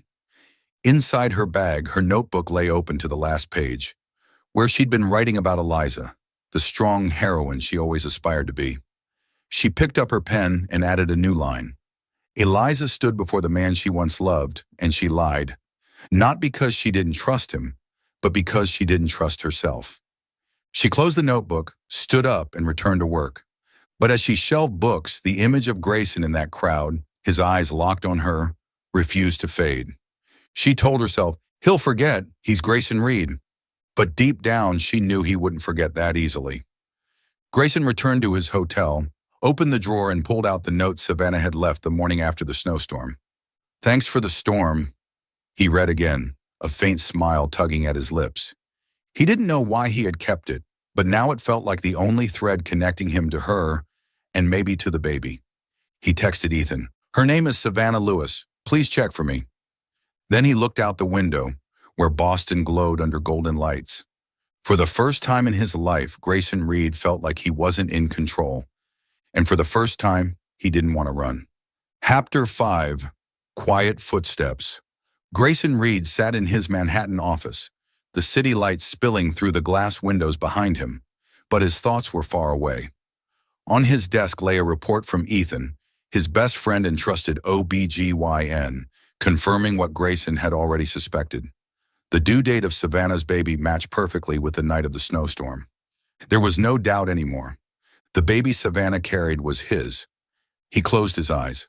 The image of Savannah at the literary conference in Boston came rushing back, her rounded belly, her eyes defiant yet wounded as she said, "The baby's not yours." He had wanted to shout, to force her to admit the truth, but something inside him, maybe the memory of his own father abandoning him and his mother, held him back. If he wanted to be part of this child's life, he had to do it the right way. Not with money, not with power, but with sincerity. Grayson stood, grabbing his coat. "I'm going to Boston," he said into the phone, cutting off his assistant's question. He didn't know what he would say when he saw Savannah, But he knew one thing. He couldn't sit back and do nothing. Not this time. Boston on a late spring afternoon was clear but cold. Grayson stood in front of a modest red brick building in Jamaica Plain, pansies hanging from the windowsills. It was a far cry from his sleek penthouse. Simple, warm, like a real home. He took a deep breath, clutching a hardcover copy of Jane Eyre. On the night of the blizzard, Savannah had told him she loved the book, loved how Jane stayed strong even when her heart was broken. Grayson had tracked down a beautiful edition, not to impress her, but to show her he remembered. He knocked. His heart pounded. The door opened, and there she was, wearing a loose sweater and leggings, hair pulled back messily. She froze, her hand instinctively resting on her belly. "Grayson?" she said, voice trembling, part surprise, part defense. "What are you doing here?" He looked at her, not breaking eye contact. "I know the truth, Savannah," he said, voice low but gentle. "The baby is mine." Her face paled. She stepped back, clutching the doorframe like it might hold her up. "Who told you?" "How did you—" She stopped, her eyes flashing with anger. "You investigated me?" Grayson raised his hand, as if calming a storm. "It's not what you think. I asked a friend to check the due date. I didn't force anything, didn't cross any lines. But I had to know." He stepped closer, voice softening. "You're afraid I'm like the men who let you down. I get that. But have you even considered that maybe I want to do the right thing?" Savannah stared at him. Then, as if a wall inside her cracked, tears welled up and spilled over. She turned her face away, wiping her cheek. "You don't understand, Grayson," she whispered. "My mom once trusted a man like you. Rich, charming, full of promises. And he left her. Left her with me. I don't want my child growing up in a fantasy where their father only shows up when it's convenient." Her words cut like knives. Grayson thought of his own father, who had walked out when he was just 5, leaving his mother with overdue bills and a shattered heart. "I'm not your father, Savannah," he said, his voice hoarse. "And I don't want to be mine either. I can't promise I'll be perfect. But I want to try. For the baby. And for you." Savannah let out a sob and covered her face. "You don't know what you're saying," she cried. "You're Grayson Reed. You have everything. Companies, supermodels, flashing lights. I'm just an ordinary woman. I can't let my child hope for something that isn't real." Grayson wanted to hold her, to tell her she wasn't just anything. But he knew she needed space. He stepped back, placing Jane Eyre on the doorstep. "I won't push you," he said softly, "but please keep this. You once said that book made you believe in your own strength. I hope it reminds you that you're worth believing in." He opened the book and showed her a handwritten message on the first page. "For you and for all the unwritten chapters." Then he turned and walked away, every step heavy, like leaving a part of himself behind. Savannah closed the door, clutching the book, tears still falling. She sat on the worn couch in the living room, the smell of her mother's cookies still lingering in the air. She opened Jane Eyre, read his note, and her heart twisted. He remembered. He remembered the night she spoke of that book, of her dream to write. But was that enough? Her mother, Clara, walked in from the kitchen carrying a tray of tea. "Sweetheart, I heard everything," she said, sitting beside her. "He came all the way here. Not everyone would." Savannah shook her head. "You don't understand, Mom. He's Grayson Reed. He doesn't belong in our world. If I let him in and he walks away, I won't survive it." Clara placed a gentle hand over hers, eyes kind but firm. "I was once just as scared, but I had you and I've never regretted it. He may not be perfect, but he's here. Give both of you a chance, even a small one." Savannah didn't reply. She only clutched the book tighter. When her mother left the room, she opened her laptop, staring at her unfinished novel. Eliza, her character, stood at a crossroads. Trust the man in front of her, or run away. Savannah typed, Eliza didn't know if she could trust him, but she knew if she didn't try, she'd always wonder what could have been. She closed the laptop, gazing out the window where the golden light of sunset washed over the Boston street. Grayson was gone, but the book in her hands felt like a quiet promise. She didn't know if she'd dare to open it again, but for the first time, she felt a flicker of hope. Small, but real. Grayson sat in his car, watching Savannah's apartment from a distance. He thought of his father, of all the times he'd sworn not to become him. But standing in front of Savannah, he realized doing better wasn't as easy as he thought. He texted Ethan, "She's not ready, but I'm not giving up." Ethan replied almost instantly, "Good, just remember, this time lead with your heart, not your wallet." Grayson gave a faint smile and slipped his phone away. He started the engine and drove off into the sunset, knowing this journey was only just beginning. Still following the story? If this story found you outside of Soul Stories, we invite you home, to where every touching tale begins with truth, hope, and heart. Chapter 6, The Clumsy Man. Savannah sat in the OBGYN office in Boston, the soft daylight filtering through the window, landing on the worn magazine in her hands. She flipped through the pages without reading, her mind tangled. It had been 3 weeks since Grayson stood outside her apartment, leaving behind Jane Eyre and the handwritten words that haunted her nights. For you and for all the unwritten chapters. She'd thought he would disappear afterward, just like the men her mother had always warned her about. But Grayson Reed, it turned out, wasn't so easy to walk away. She heard familiar footsteps in the hallway. The door opened. Grayson stepped in, sleeves rolled up on a light blue shirt, holding a brown paper bag. He nodded at her, his smile faint but lacking the arrogance he once carried. "I'm not late, am I?" he asked, taking the seat across from her. Savannah raised an eyebrow. "What are you doing here, Grayson? I told you, I don't need—" "Just wanted to make sure you and the baby are okay," he interrupted, his voice low but firm. He placed the bag on the table and slid it toward her. "And I brought a few things." She glanced at the bag, curiosity flickering behind her cool facade. Inside were a copy of The Very Hungry Caterpillar and a tiny stuffed bear with button eyes. "Books and a bear?" she asked, half amused. "You think my baby's going to be reading the moment they're born?" Grayson shrugged, a sparkle in his eyes. "I read that babies like bright colors. And the bear. I thought it was cute." He scratched his head, clearly self-conscious. "I didn't know what else to bring." Savannah tried not to smile, but the corner of her mouth betrayed her. "You're a real parenting expert," she said dryly, turning away just as the nurse called her name. Grayson stood up, ready to follow, but she held out a hand. "Stay, I've got this." He nodded, not pushing, but the patience and quiet concern in his eyes unsettled her. Not because of him, but because she was starting to get used to him being there. In the weeks that followed, Grayson became a strange new fixture in Savannah's life. He showed up to nearly every prenatal appointment, always on time, always with something in hand. A box of cookies for Clara, a tiny onesie, or another book, this time Goodnight Moon. He never forced conversation, never asked for anything beyond being present, but his clumsiness, it was nearly maddening. One afternoon, Savannah found Grayson in the hospital parking lot, struggling with a brand new car seat. He was trying to install it in the back of a rental SUV, but a plastic connector had snapped in his hand. "Damn it," he muttered, staring at the broken piece like it had betrayed him. Savannah walked over, hands on her hips. "What are you doing? Breaking the car or the seat?" Grayson looked up, his face flushed with embarrassment. "I was researching how to install a car seat. YouTube said it was easy." He held up the broken part with a sheepish grin. "Clearly I'm not a tech genius." She burst out laughing before she could stop herself. "Grayson Reed, real estate tycoon, defeated by molded plastic? The press would eat this up."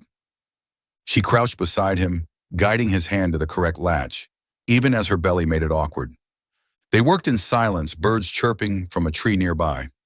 When the seat was finally installed, crooked but secure, Grayson wiped sweat from his forehead. "Thanks," he said quietly. I don't want my kid riding in a junk setup." Savannah looked at him, and something in her chest tightened. He was trying, really trying, but she was still afraid this was all just an act, that one day he'd get bored and vanish. That night, back at Clara's apartment, Savannah sat in the kitchen while Grayson fumbled with a bottle she'd handed him for practice. He poured water in, only to spill most of it across the counter. "Damn it, this is harder than I thought," he muttered, grabbing a towel. Savannah couldn't help but laugh. You planning to feed our baby orange juice? At your pace, that's more likely. Grayson smirked, mock offended. Hey, I'm learning. Give me a month. I'll be a formula master. He tried again, more carefully this time, but still managed to drip a few drops. Clara, rolling out dough for cookies in the corner, watched them with quiet amusement. She turned to Savannah and whispered, He's clumsy, but at least he's trying. Not every man would stick around to look ridiculous for his kid.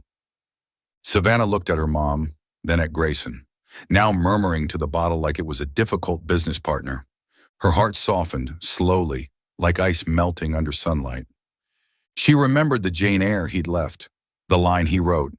He hadn't promised her the world, but he was here, awkward, sincere, trying for the baby and maybe for her, but fear still clung to her.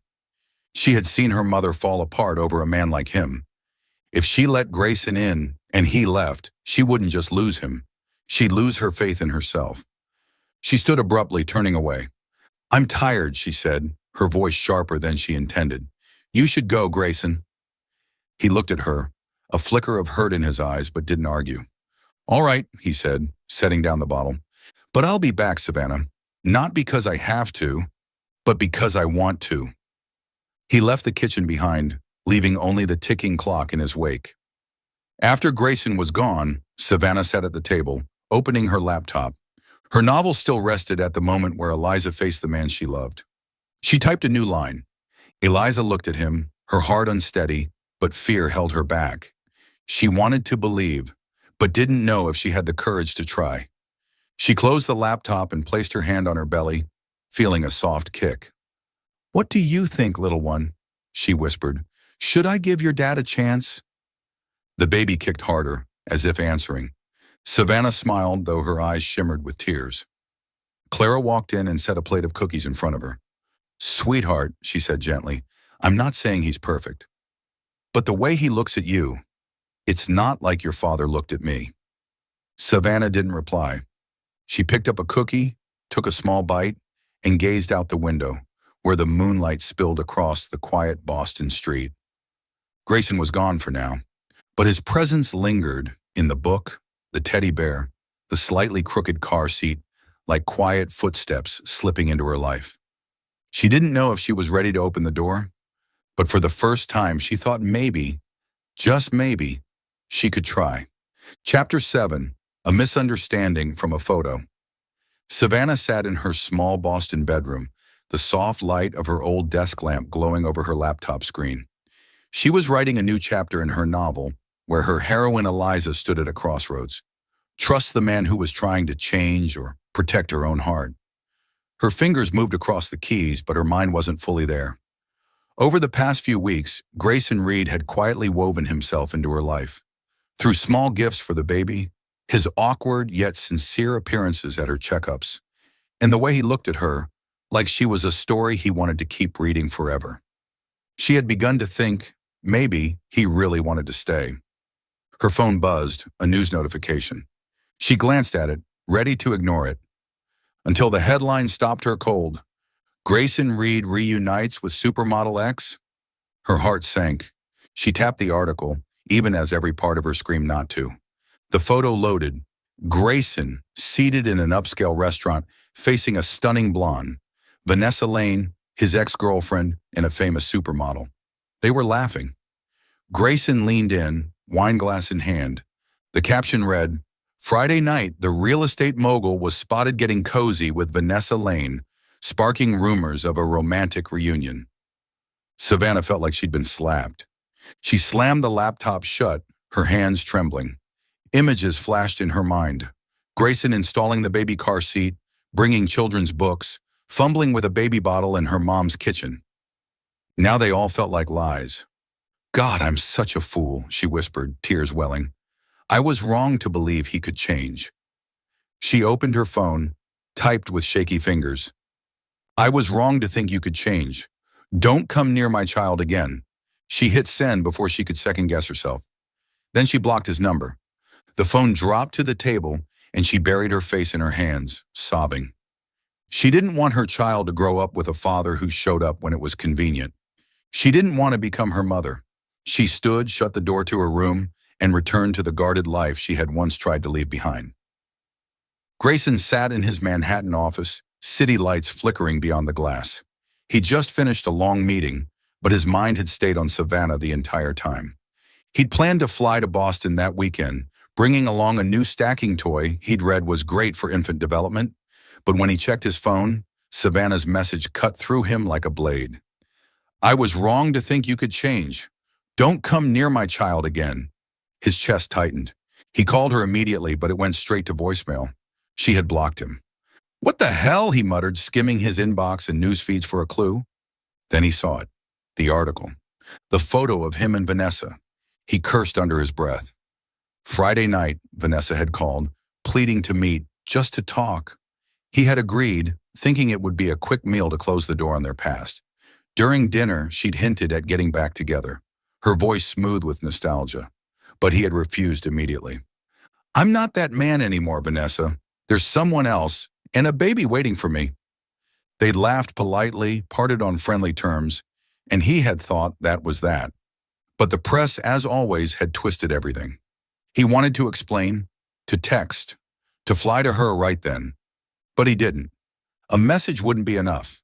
Savannah wasn't just hurt, she was scared, and he knew why. She had told him about her mother, about the pain of broken promises.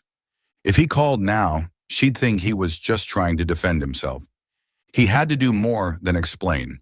He had to show her he meant to stay. Grayson called Ethan, his voice tight. "She saw the article about Vanessa. She blocked me." Ethan sighed on the other end. "I told you to be careful with the media. But Gray, if she means something to you, you have to prove it. With actions, not words. You know what she's afraid of." Grayson nodded, though Ethan couldn't see him. "I know, but I'm not giving up." He hung up and stared out the window, thinking about his father, the man who never returned after he left. Grayson would not be that man. Not with Savannah. Not with his child. Savannah sat at the Boston Public Library, shelving books while her thoughts drifted far. She hadn't touched her laptop since seeing the article. She hadn't written a single new line in her novel. Eliza, her heroine, now felt like a stranger. Brave, willing to love, willing to trust. Savannah no longer felt like Eliza. She was just a pregnant woman, afraid and trying to protect her heart. Clara noticed the change in her. That night in their small kitchen, she placed a plate of cookies in front of her daughter. "Sweetheart, I know you're hurting," she said softly, "but are you sure he doesn't deserve a chance to explain?" Savannah shook her head, eyes burning.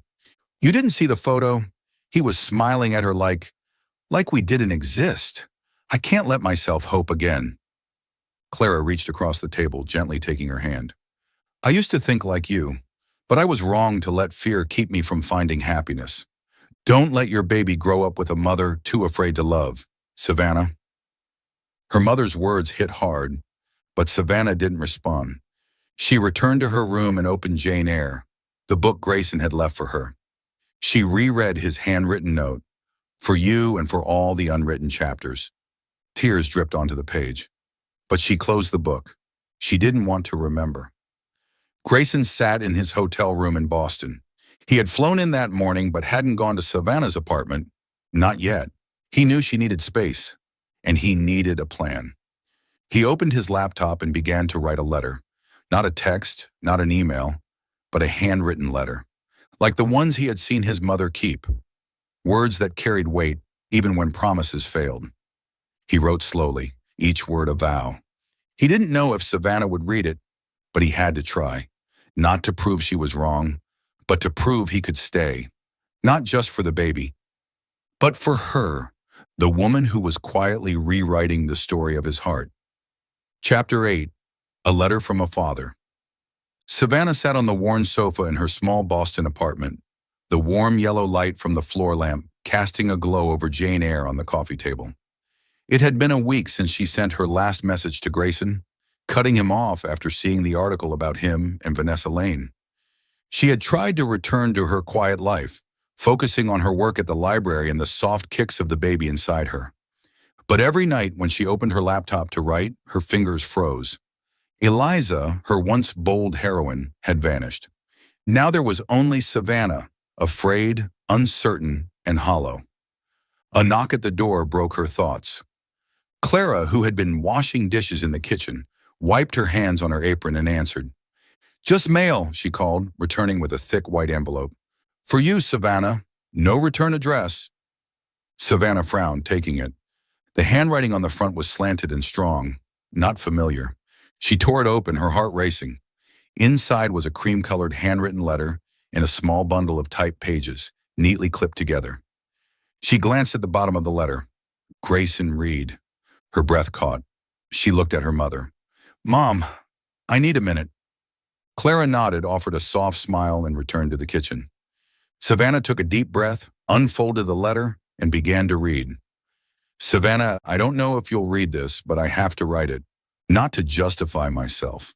Not to ask for forgiveness, but to say what I never had the courage to before.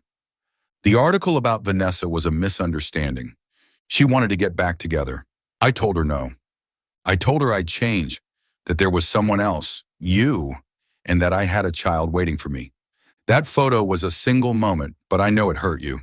I wanted to explain right away, but a text wouldn't be enough. You deserve the truth from the heart, not from a screen. I never really knew what love was. I grew up in a house that didn't have it.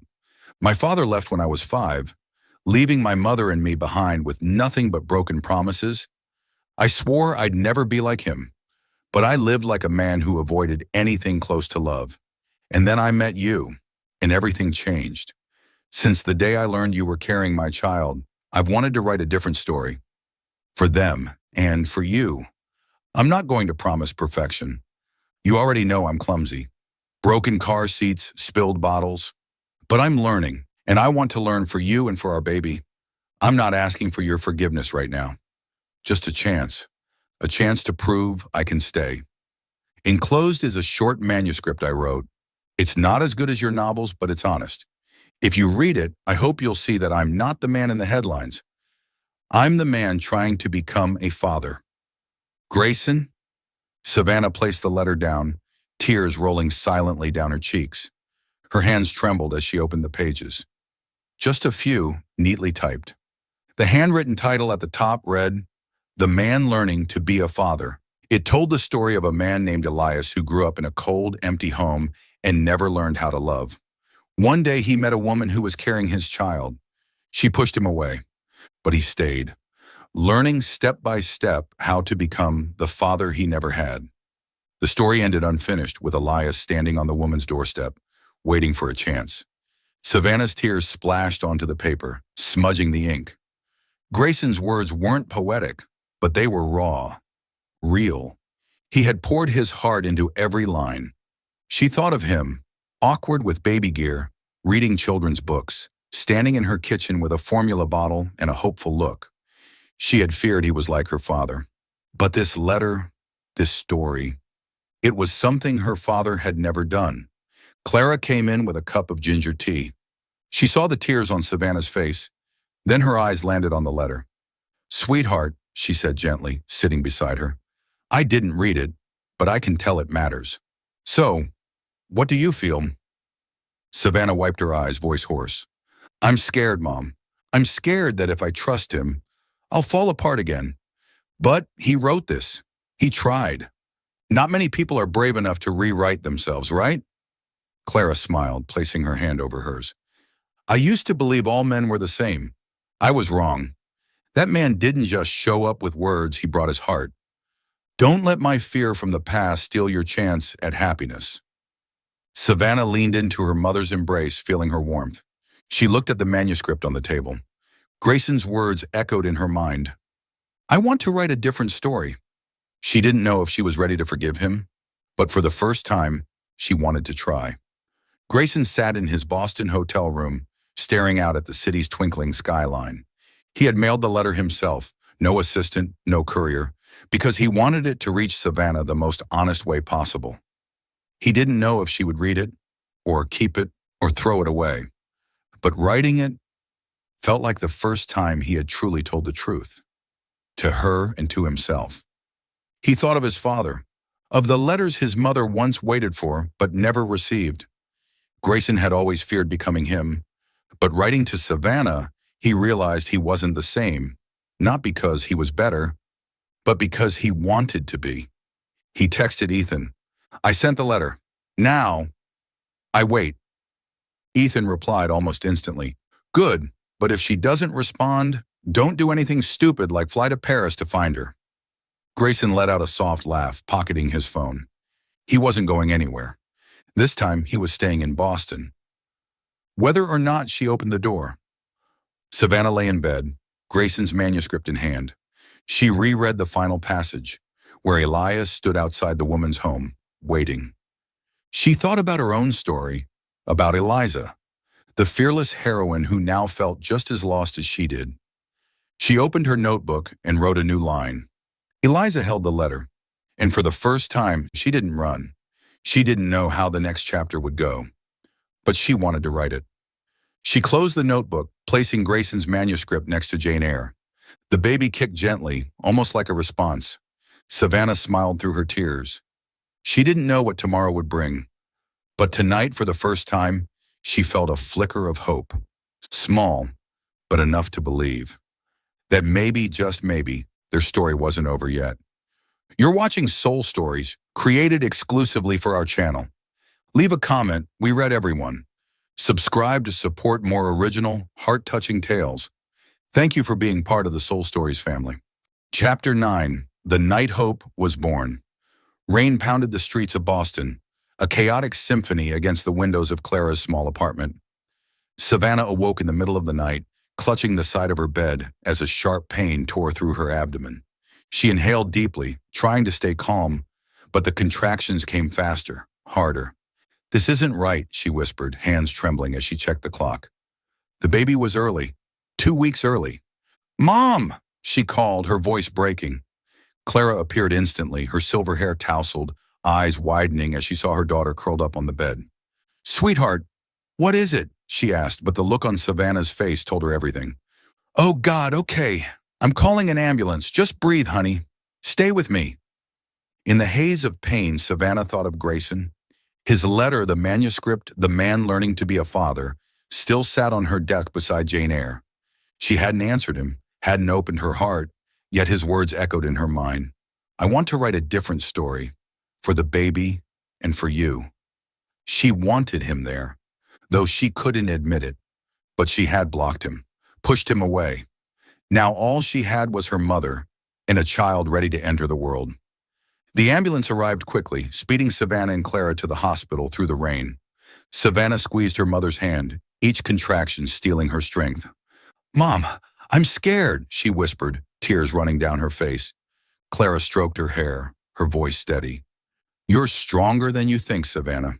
She'll be okay, and so will you." Grayson Reed sat alone in his dark office in Manhattan, the glow of the city flickering beyond the windows. He had returned from Boston a few days earlier, still waiting, still hoping for a reply to his letter. He didn't blame her. He'd promised to wait. But when his phone rang at 2 a.m., his heart jumped. Ethan's name lit up the screen. "Gray, you need to come to Boston, now," Ethan said, urgency in his voice. "Savannah's in labor. Early. She's at the hospital. I just got the call." Grayson felt his chest tighten. "Early? Is she okay? The baby?" He didn't finish. He was already grabbing his coat. "I'm on my way. Thank you, Ethan." He booked the first flight he could find, not caring about the storm or his company. In the taxi to the airport, he thought about Savannah. Her face when she pushed him away. Her rare laugh when he spilled the bottle. Her fear. He had doubted himself. Feared he wasn't enough. Feared he'd become his father. But now all he wanted was to be there, even if she didn't want to see him. The hospital in Boston glowed under sterile white lights, the faint scent of antiseptic lingering in the air. Grayson arrived at 4 a.m., soaked to the bone, hair plastered to his forehead. Ethan met him in the lobby, guiding him to the maternity wing. "She's in active labor," Ethan said, resting a hand on his shoulder. "But prepare yourself. She might not want you in there." Grayson nodded, heart pounding. He stood outside the delivery room, just steps from the door, but it felt like an ocean away. Clara sat nearby, holding a hospital coffee cup, eyes tired but kind. "You came," she said softly, smiling. "I knew you would." I don't know if she wants me here, Grayson murmured. She's angry, and I don't want to hurt her more. Clara rose and placed her hand on his arm. Savannah's my daughter. I know she's scared, but she needs you, even if she doesn't say it. Just be here, even if it's just outside the door. Grayson nodded, feeling like a lost boy. He leaned against the wall, eyes fixed on the door. He could hear the rain outside. He thought of the letter he'd written, the manuscript he'd sent. He didn't know if he'd be a good father, but he knew he wanted to try. More than anything he'd ever wanted before. Inside the delivery room, Savannah gripped the nurse's hand, pain nearly overwhelming her. In a moment of weakness, she had whispered Grayson's name. She didn't even know if he was there. The nurse, a warm-eyed woman with a soothing voice, wiped her forehead gently. You're doing great, Savannah. The man you asked for, he's here. Do you want me to bring him in? Savannah bit her lip, tears spilling down her cheeks. She was still angry about the photo with Vanessa. Angry he had given her hope. But as the next contraction surged, she realized she didn't want to do this alone.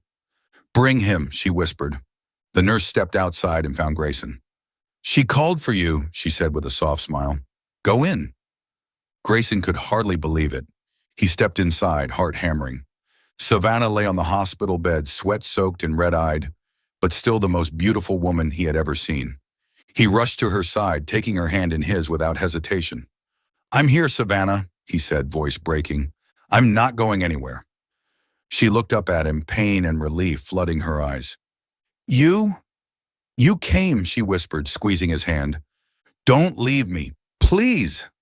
Never, he said, and for the first time, he meant it with every piece of his soul. When the baby girl was born, her cry echoed through the room like a victory song. Savannah, exhausted, smiled as the nurse placed the newborn in her arms. She was tiny, pink, her eyes shut tight. Grayson stood beside her, breath held, afraid to disturb the moment. What's her name? The nurse asked, pen poised. Grayson looked down at the baby, then at Savannah. A name floated into his mind, bright and certain. Hope, he whispered. Her name is Hope, because she's the first light I've ever seen.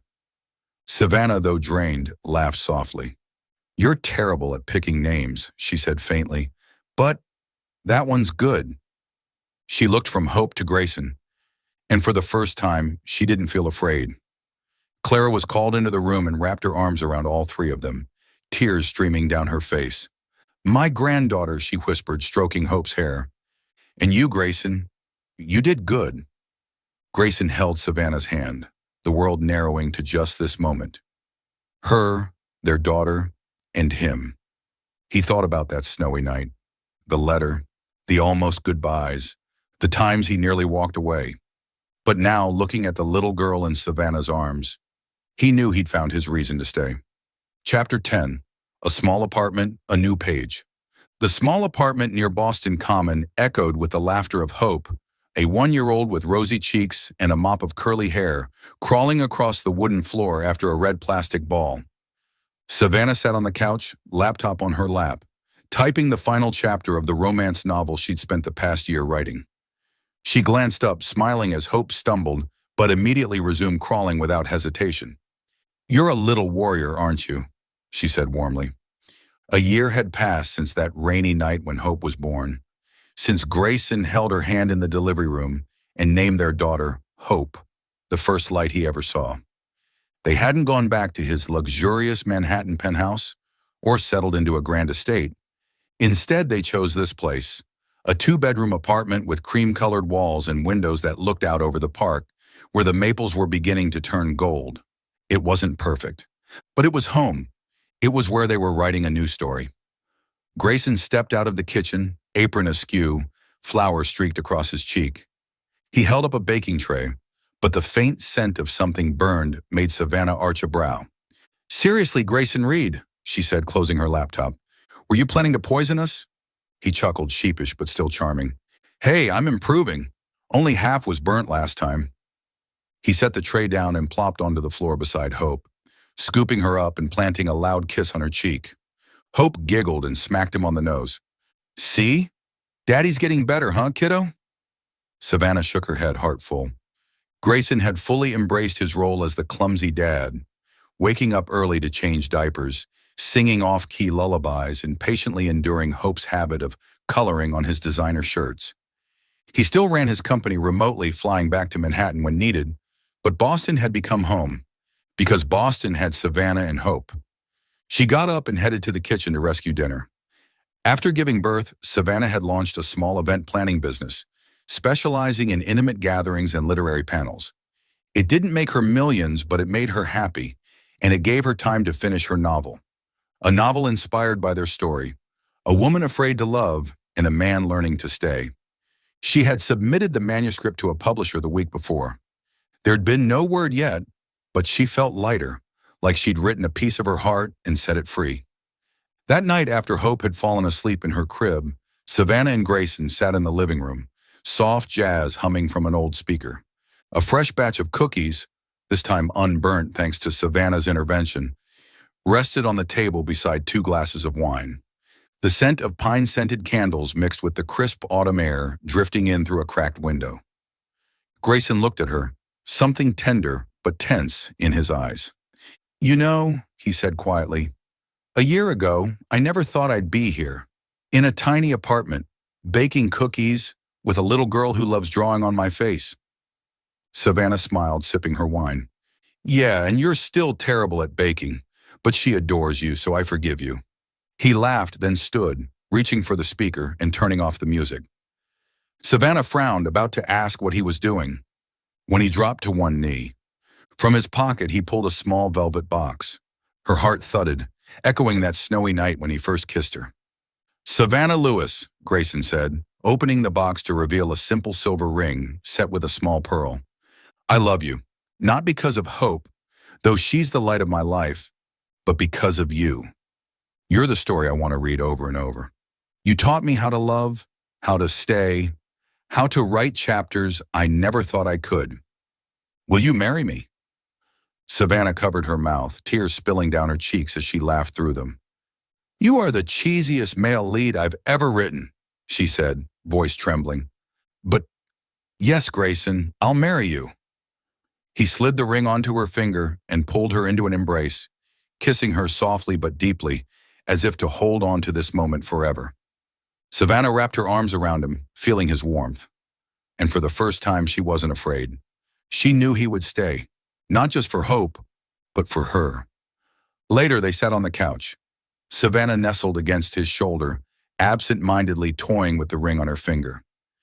"You know," she said, "I used to think love only existed in books. But you and Hope, you're real." Grayson kissed the top of her head. "And you're the best chapter I've ever lived." He looked out the window where moonlight washed over the park. "But next time you bake the cookies, I swear the oven hates me." She laughed, giving him a playful shove. "Deal, clumsy dad." Clara, who had come over to watch Hope, emerged from the kitchen pretending to wipe away tears. "You two are making me cry," she said, hugging them both. "But I'm so proud of you, Savannah. And Grayson, you're part of this family now." Grayson smiled, squeezing Savannah's hand tighter. He thought back to the blizzard night, the letter he wrote, the first time he held Hope. He had once been a man with nothing but penthouses and empty charm. Now in this small apartment, he had found something he never knew he was missing: a family. Late that night, as Grayson slept beside her, Savannah opened her laptop and reread the final chapter of her novel. Eliza, her character, had found happiness, not because the man beside her was perfect, but because they chose to write the story together. She added one final line. Eliza looked at the man she loved, and she knew, whatever the future held, they would write every page together.